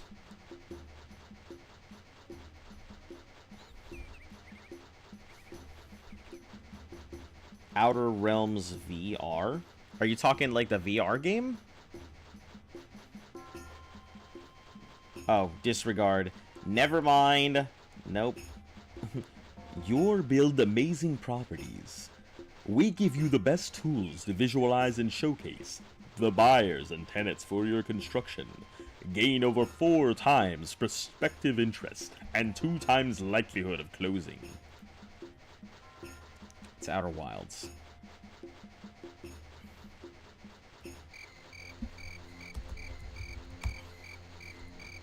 Oh, really? So some of the people behind Daggerfall went on to create Outer Wilds? Yeah, I guess Daggerfall people are behind it. That's pretty cool. Yeah, Luft knows what it is.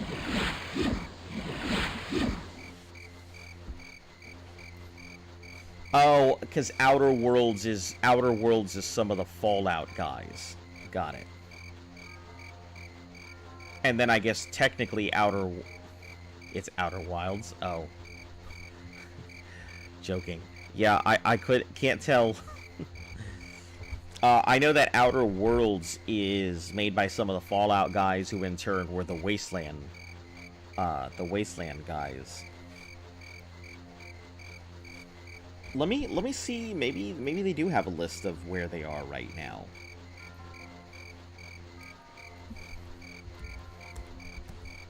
Are the Daggerfall creators doing now?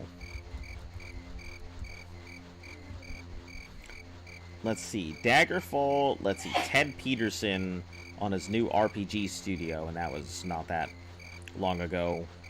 The Wayward Realms, the Daggerfall successor. Oh! That got news not even that long ago, in 2022.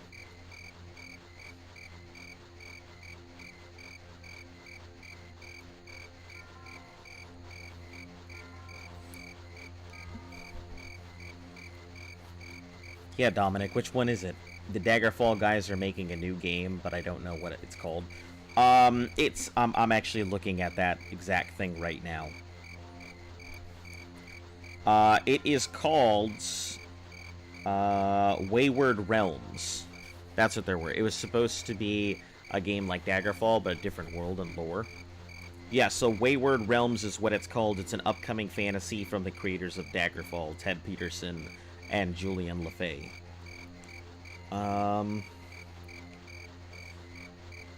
Let's see. It has a much darker and sinister tone to it. Lullaby takes the viewer from a beautiful starscape into the long-forgotten caves that turn out to be ancient ruins. Heraldic banners line the walls as a pair of stone statue guards a long dead monarch with an exceptionally long sword.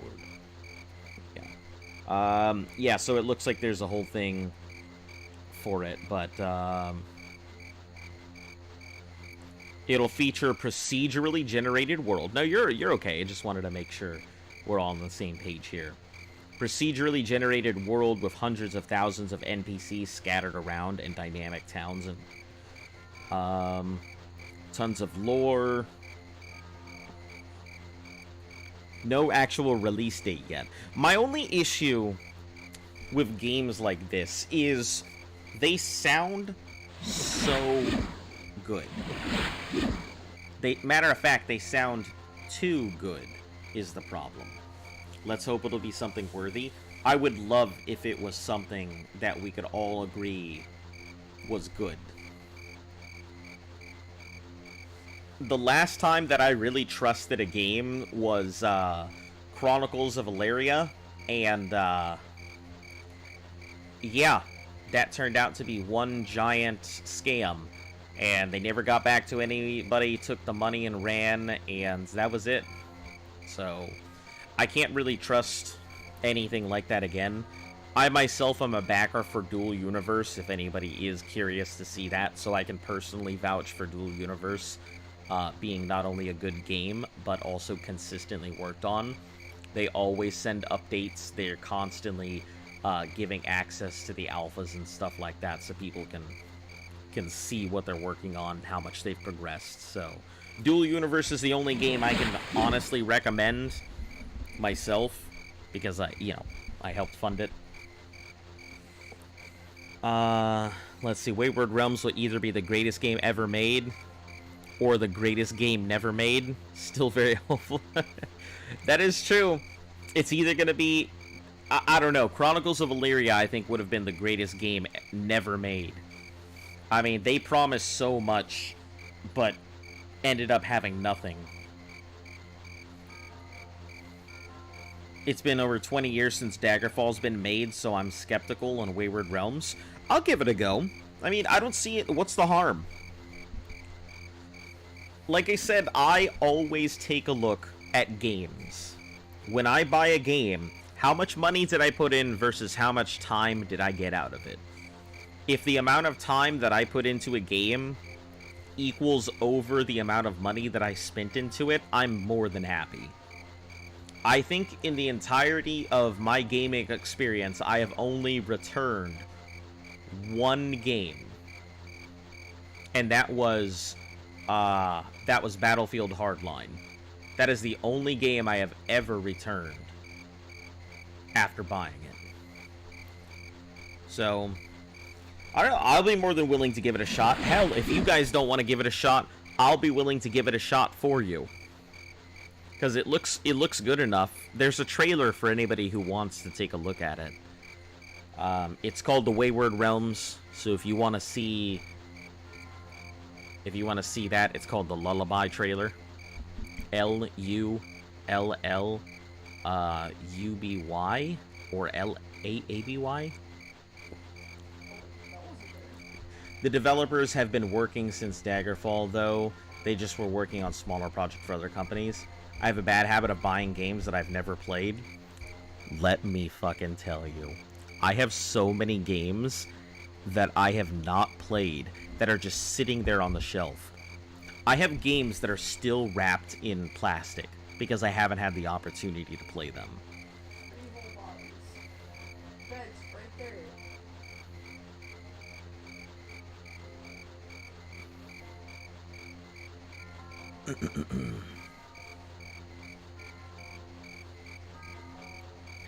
I don't know. I tend to buy a game and then be like, yeah, I'm gonna play this, and then I get side-hauled by something else, and I never get around to it. Like Mad Max, I was very excited to play that, and it's still in the plastic. Or Valkyrie Chronicles, still in the plastic. Shadow Tactics, still in the plastic. Tales from the Borderlands, still in the plastic. There's so many games that I just have not had the chance to play.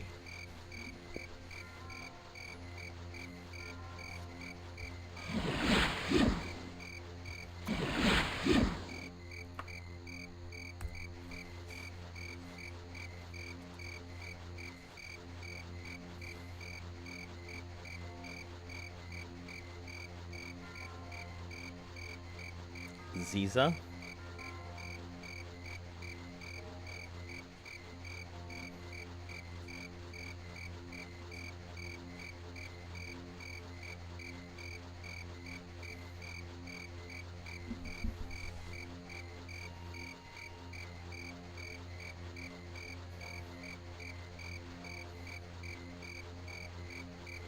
They didn't have anything?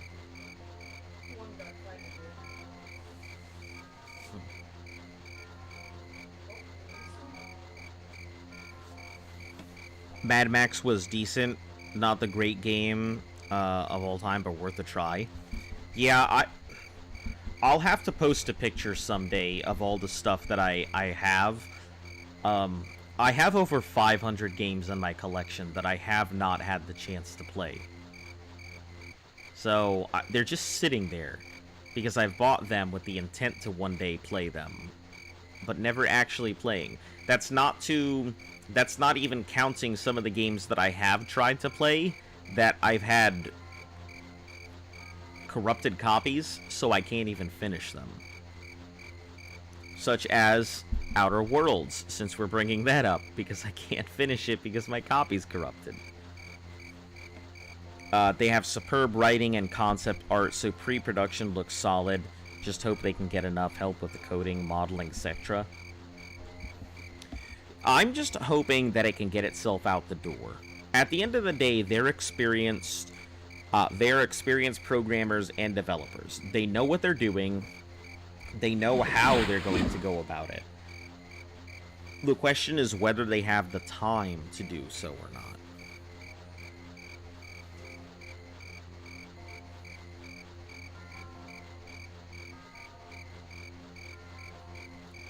She looking a lot more chunk. She's acting like her usual self again, so I think she was just that exhausted. Anxiety can be pretty exhausting. She definitely has some separation anxiety. Yeah. We picked up our dog from the, Oh, girl, why's your chin wet?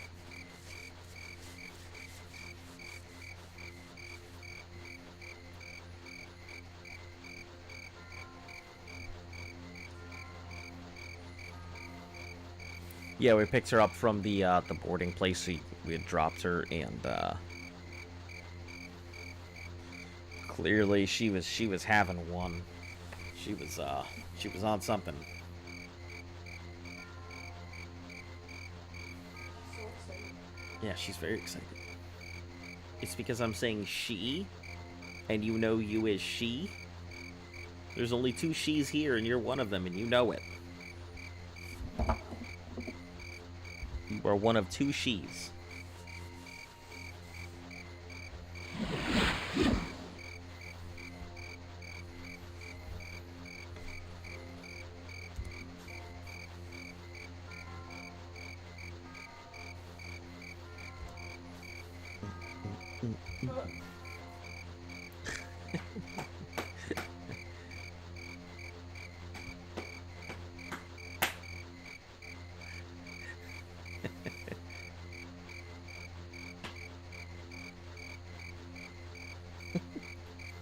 She's weird.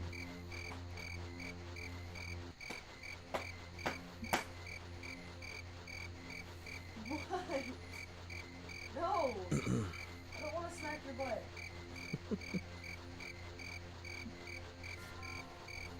Dog's begging for butt pats. I should have put that on the notes. Yeah, I don't... If they didn't give her pillow, I highly doubt they would have given her.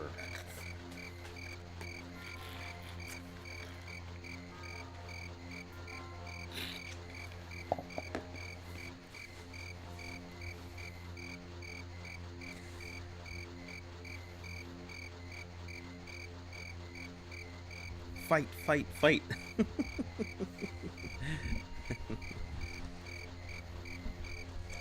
I'm trying my best. I'm trying so hard to get anywhere. About the most I can give you is a couple swings. Hmm? Oh, right, because, yep, I forgot about that. Well, take my cards. Here you go. You're not gonna... Oh. There's a third one floating around somewhere, too. Remember that. I don't know where, but...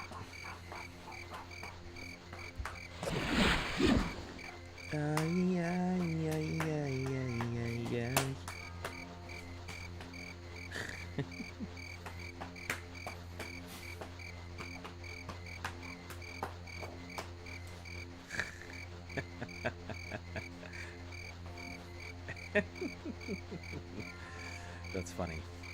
Our dog is very funny.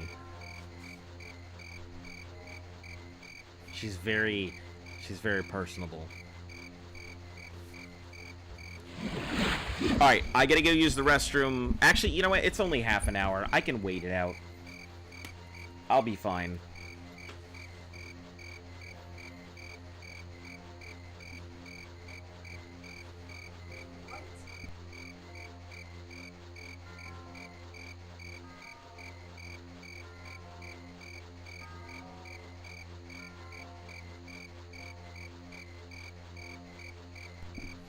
Esteban, how you doing? I'm doing pretty well myself. I am currently... I am heading back towards Sentinel. I'm waiting for a letter from the Underking. But I just finished dropping off the soul at the Necromancer. So I have all of 5 quests left to do in the game. That's it. Once I'm done with those 5 quests, I'm done with the game. You ever get a haircut and then feel like you can take over the world, but then a week goes by and you start missing your long hair? No.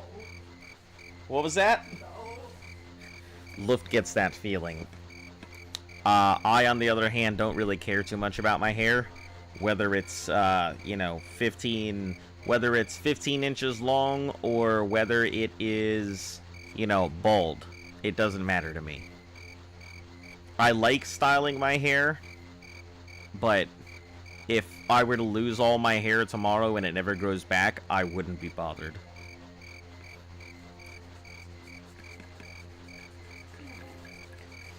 But I get the feeling, you know. Wait, the quest where you have to meet with the courier? Yeah, that's what I'm waiting for. I'm waiting for the letter to arrive so I can meet with the courier, but that's... I have... And let me look at my quest log here. I have Ancient Watcher, which is, you know, the Underking. I need to do the Orcish Emancipation, which is getting the Daggerfall letter, giving it over to the Orc, and then heading back. Daggerfall players without fast travel are the most patient players all over the world. I didn't even know other people did no fast travel runs.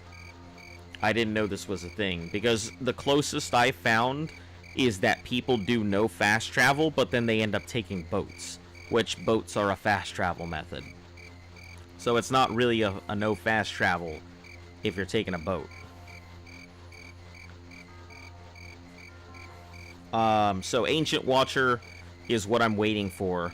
Orcish Emancipation will require me to go to Daggerfall, so I'm waiting until I get the letter from the courier so I can head up to Ukalon, which is above Daggerfall, so I can stop in Daggerfall on the way, go up to Ukalon, get that done, go over to Orsinium, turn in that letter, head back over to Sentinel to get that done, and then head back to Daggerfall to turn in the thing.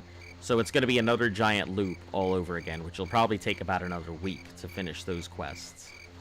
And then I just need to go ahead and turn in the dust and turn in the totem, and I should be done. So probably within a month, maybe less than that, 3 weeks, I can see me completing this. Yeah, so it would take about 2 months to finish Daggerfall with no fast travel.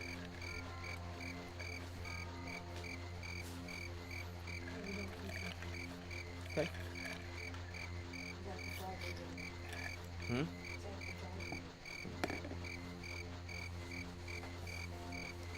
Azo, you have the confidence I don't even know. That's some great confidence. It was definitely learned. Yeah. It was something I taught myself. I did not always start out as the most confident of people. Wait, but have you already done the Emperor's Courier? I'm pretty sure I have. That was one of my starting quests, if I'm not mistaken. Hold on. Yeah, I've done Beast and Emperor's Courier. But Orcus Emancipation didn't come up for me. I believe you had to have done Morgia's Wedding in order for Orcish Emancipation to come up or be available. And since I was out doing Morgia's Wedding, I figured I'd go ahead and knock out the Soul of the Lich, Necromancer, and Sentinel, and all of that quest. So, yeah, I still have Orcish Emancipation to do. But yeah, I've knocked out everything except for 1, 2, 3, 4, 5, and then 6 is the journey to Artharius. So, yep, that's all I've got. Is just those. It's been a lot of running back and forth, but it has been done.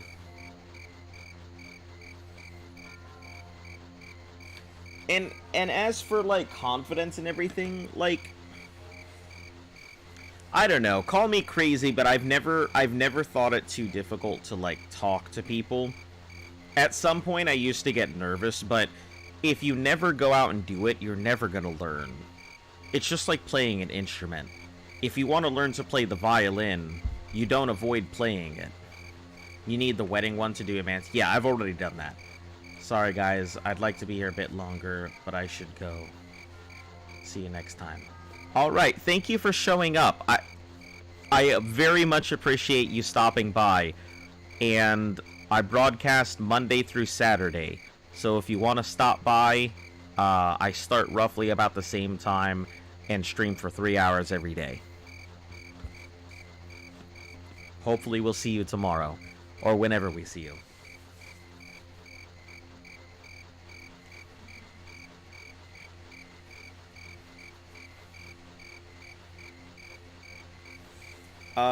But yeah, the wedding's already done, the necromancer's already done, everything before the orcs is already done, Sentinel, all of Sentinel is done except for the Underking. That's the last quest I have in the area. I'm waiting for Belfaria, the lady caught in the tower, to go ahead and finish making the dust to hand that over to me. And then I'll go finish the tomb, put the dust in there, and then I think after that I'm not sure what else there is to do. The totem, I think, is the last piece, and then I hand that in. But yeah, that's pretty much it. I am within the stone's reach of actually being able to complete this.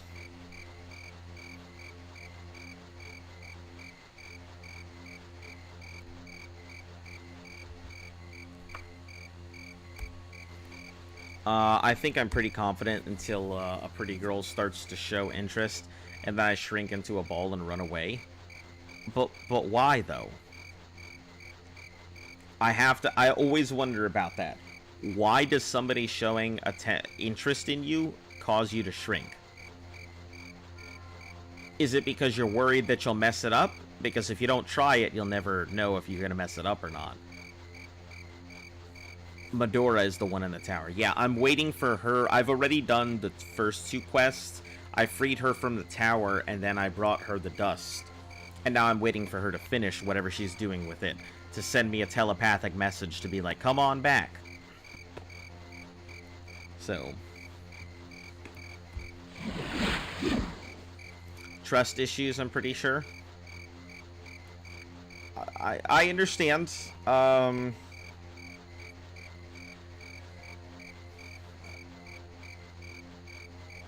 I don't really know how to help you with that one. I don't have any special ways to overcome trust issues and stuff like that.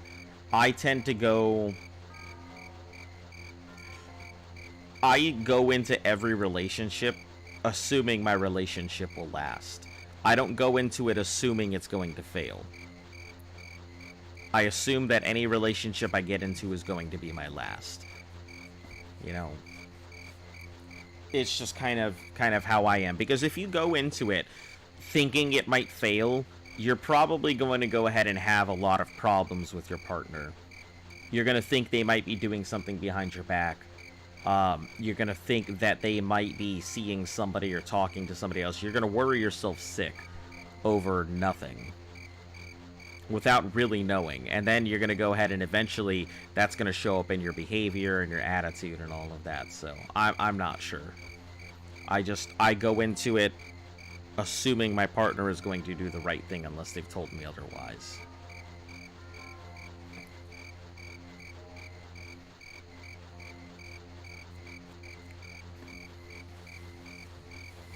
I mean, I want to hear your guys' opinions and your guys' stuff. So, if there's something in your life that you feel like it's hard to overcome or things like that, I've lived a lot. I guess there's no other way to really put that. I've lived a lot, so hell, I've lived a lot more lifetimes than I should have at this point. But yeah, I mean, if I can offer some small modicum of help that may change the tide for you, you know, I'll do my best.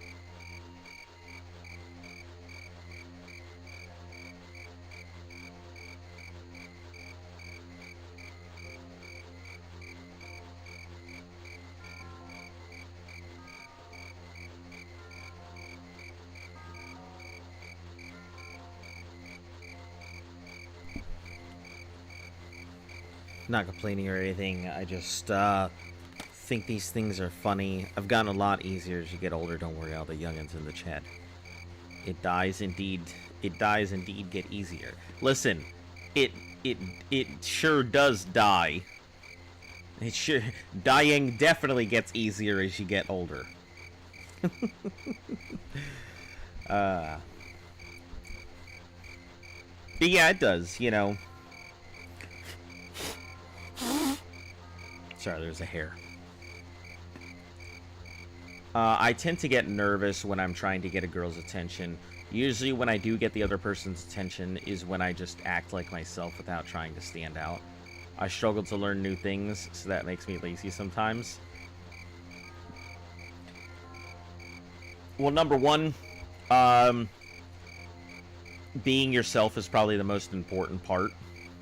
And it's why I always tell people, hey, look, take time to get to know yourself, because the easiest way to be yourself is to get to know yourself.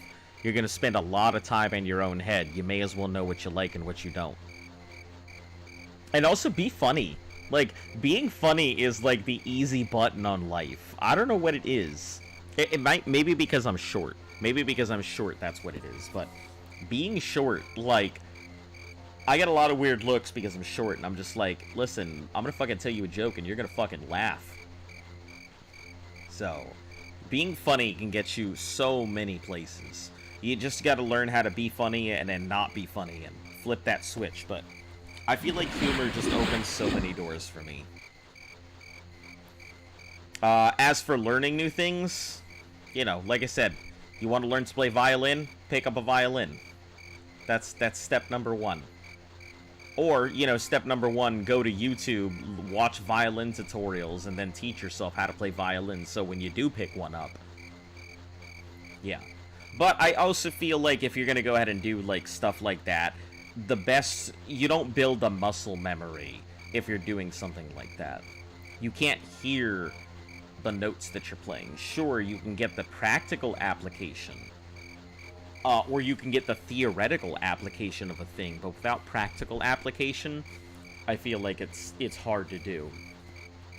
It's like picking people up in a bar it's kind of an art form. It takes a while to learn to read the other person's body language, to be able to guide a conversation in a particular way, to look for a hook, to go ahead and bring the other person's attention to whatever you're doing. Like, there's a lot that goes into obviously trying to go ahead and find a partner, or, you know, a hookup, or whatever you're after at that time. But that's practice stuff. I unfortunately have had far too much practice, so it helps out in the long run. I mean, my ability to my practiced bars are toxic.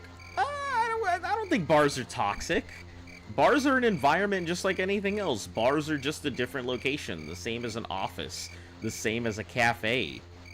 Like, there's just different environments for different peoples and different situations and different conversations. If you classify one place as completely off limits, I knew you were a player. I mean, I was back in the day. I'm the first to admit that I was a huge fuckboy. Like, but that's all way past me. But no, I wouldn't say bars are toxic. If you rule out an environment as no longer being a place you can go, then you don't have the experience, or you don't get the experience in navigating through it. Take a look at it as this.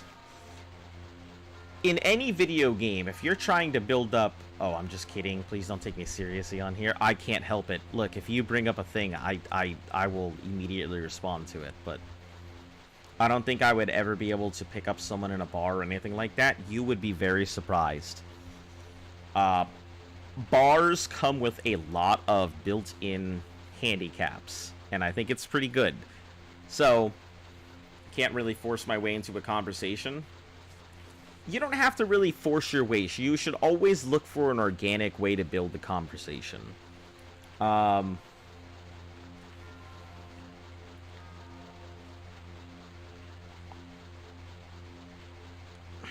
trying to think of a good way to go ahead and present the advice that I'm about to give.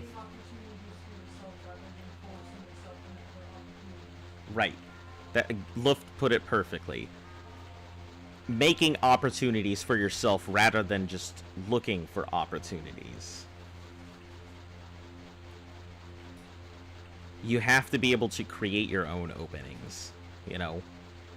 Just like any good leopard seal, you want to catch that penguin off guard and drag them into the... Like any good leopard.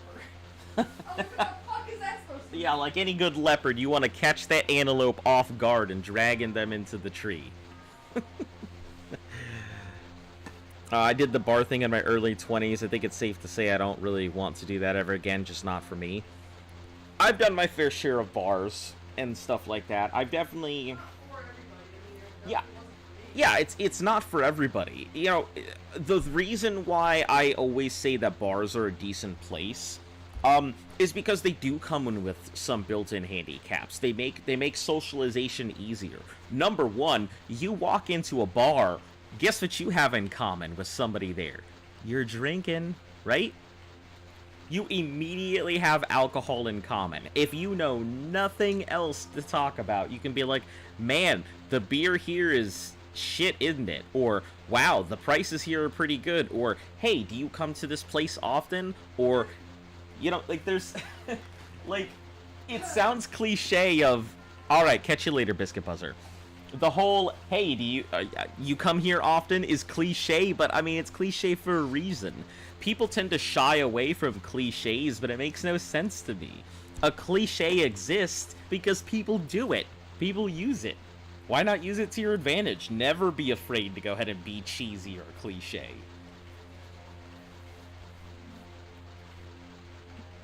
How do you get in front of a random person, just start talking? That's witchcraft. I'd be comfortable with people who I grew up with. Checkmate to you, sir. I don't drink. Okay. Easy way around that. That's fine. Because even people who don't drink, guess what you're drinking? Water. Guess what that is? A liquid. Listen, you guys are both consuming liquids. You got something in common right there. You need liquid. I need liquid. It sounds dumb, but like you really just need to find a hook or something. I'll tell you now, my approach has always been,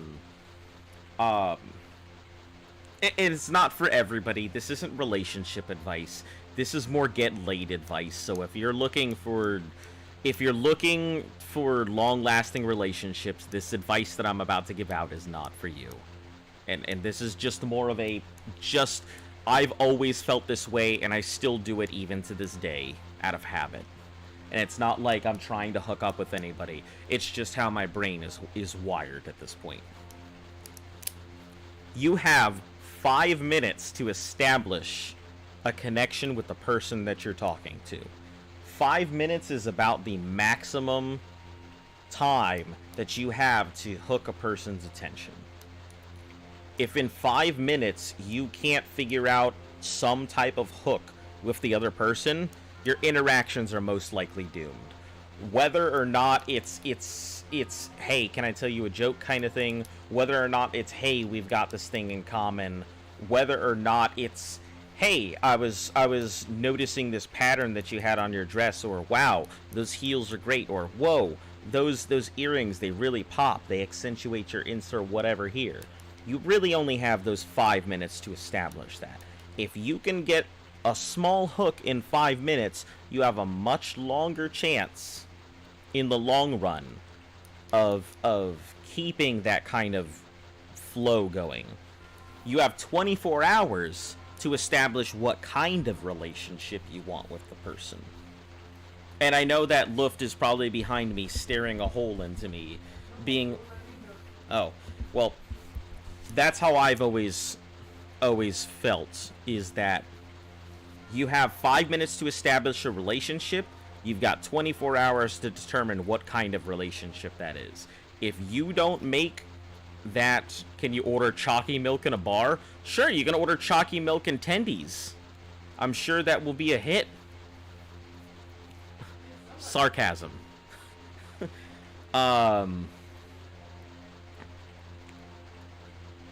Let me read these comments, because I'll go off on my own here otherwise. You're both humans in need of social interaction. We all have that in common, no matter what. Very true. Unless you're somebody who really doesn't like that kind of stuff, at which point you wouldn't be in a bar to begin with. Or, you know, if you notice the person where all the chatty friends, and then the other person who isn't the very chatty one just kind of sitting there looking uncomfortable, you know, you could always make them feel slightly uncomfortable by actually doing the approach, and then, you know, feeling your way around for something to talk about, and then actually talking about it, at which point you establish a connection. If you find somebody who feels very out of their comfort zone in that situation, you always want to approach with a, hey, I apologize if this comes off as me trying to do a thing or whatever. I just wanted to say, you look a little bit nervous, and I feel like I'd like to go ahead and talk to you, but I wanted to ask your permission first. At that point, you want to establish whether or not they're open to communication or not. Yeah, it does a few things. It lays down the fact that you care enough to go ahead and ask their opinions and how they feel about the situation. You are establishing the fact that you noticed that they felt uncomfortable and they felt a little out of their element, which means that you took the time to analyze them as a person rather than just being whoever. And it says that, hey, I'm talkative and I want to get to know you, but I understand if you don't want to at this time. So, yeah, there's small things like that, you know. I tend to do the blind approach, you know. I find something I have in common with somebody in a group. I like digging my way into groups. That's just what I work in. So, as long as there's a group, I can find something in common with somebody there, and then work my way to the actual person. That's just how I work. So, while I was traveling in Guatemala, I saw a pretty girl and it just went up to her, say, "How are you? I like your eyes." Long story, I'm utterly amazed it worked. Need a confidence boost? Go backpacking in a third world country. That'll boost your confidence through the roof. Yeah, I don't know anything about that. It definitely gives you a talking point in the future. Yep, it definitely gives you a talking point in the future, that's for sure. Always have an interesting story. Like, that is one thing I have really found that's important. Have a story in your back pocket. Something that you can talk about that nobody else can talk about. Don't be like, man, I remember this one time I went to this train convention and we were talking about these engines and we were all putting them together and then suddenly somebody was like, whoa, look at that piston go. Don't like, don't do that. But, like,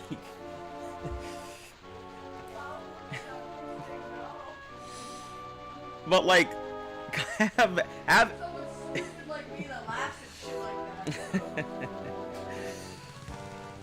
that. I do feel like groups make things easier. Yeah, and some people are like that. I prefer approaching groups rather than I do single individual. I think it's a lot easier because it's always hard to go ahead and establish a relationship when the more strings you have to connect to other people, the easier it is to come up to crochet your picture. If you've got more yarn, you've got a better picture. So.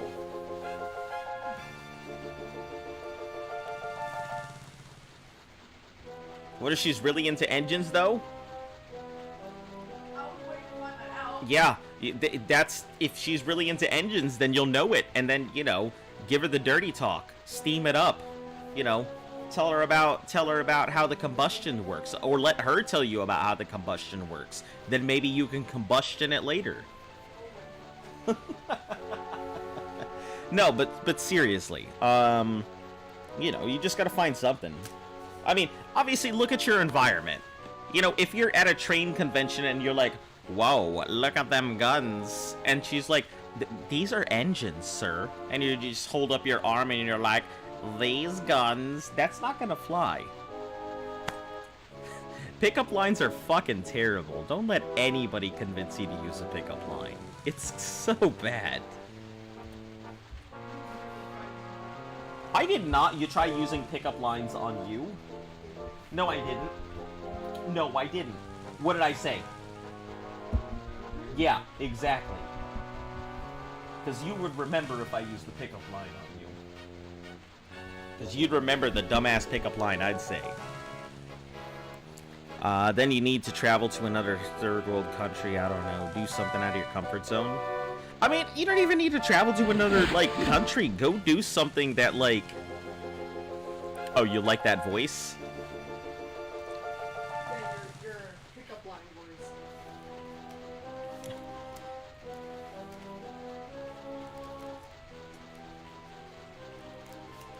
My pickup line voice? Is that what that is? You got the voice you just kept using consistently to make those things. Yeah, I couldn't help it because I'm thinking of, what's his name from Family Guy? Cleveland? Yeah, that's who I'm thinking of when I'm thinking of that.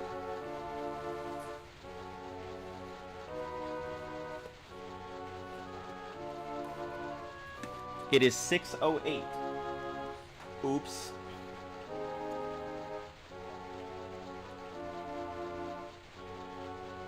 You heard the best, worst pickup line ever in a YouTube video? Slam it. I'm ready.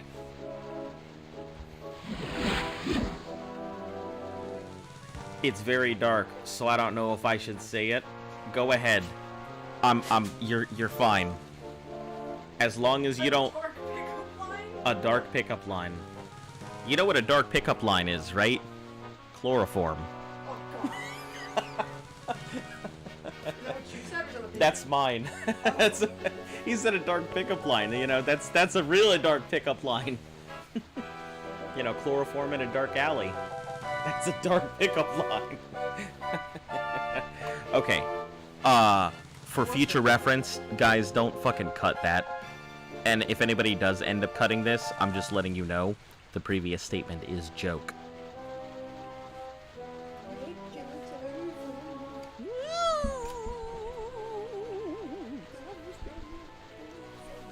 Yeah, I see. I like how you corrected it afterwards. Uh-oh, here we go.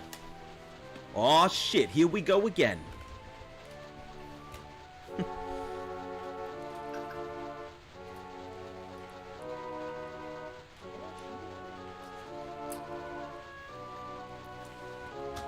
Oh no! I can't even say that one. That's hilarious, but I can't say it. I'm gonna leave it in the chat just because it's that fucking dark, but...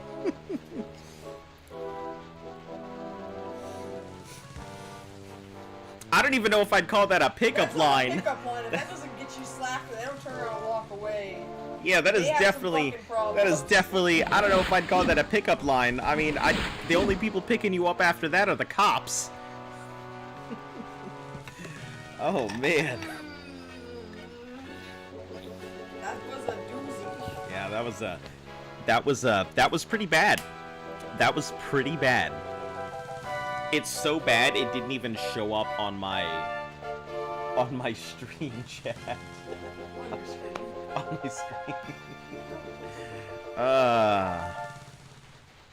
Well, that was one. That was a line. It was a really bad line. If I ever say that to someone and they laugh, I would get married instantly. Well, you might want to check on that first, because if they laugh at that, I mean, it's dark humor. At the end of the day, dark humor is always a big pull, you know. You know, there's nothing wrong with dark humor. There are some subjects that a lot of people feel are taboo and shouldn't be joked about, and I understand and I get it, but like,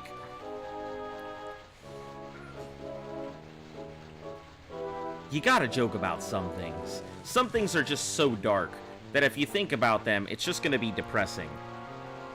You know, that's how you take down a dark subject. You know, with laughter. If you want to diffuse a situation, like, laughter does such a good job.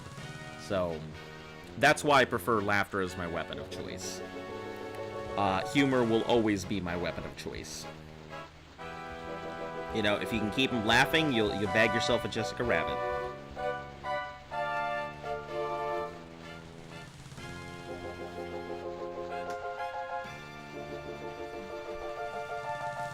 I keep you laughing all the time. I keep you laughing every night. Thanks. And don't worry, I'm not telling stuff like that to someone I just met. Yeah, probably for the best. That's hilarious. Alright, you're heading out. Alright. Have fun at the work thing. Make sure to do lots of stuff. Lots of thing. Very much stuff.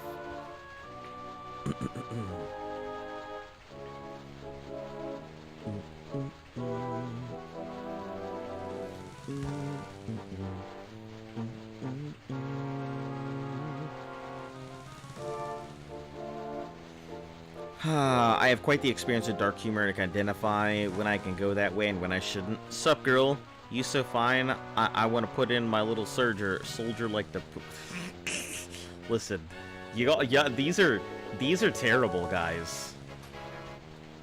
These are terrible. These aren't even pickup lines at this point. All right. Well, as much as I would actually love to continue hear you guys making pickup lines, we are going to go ahead and stop for the night here, because I am closing in on my 3 hours, and I am not going to go ahead and continue going over this. So, for any of you guys who are new to the channel, obviously you can talk about pretty much whatever. We're always open to conversation.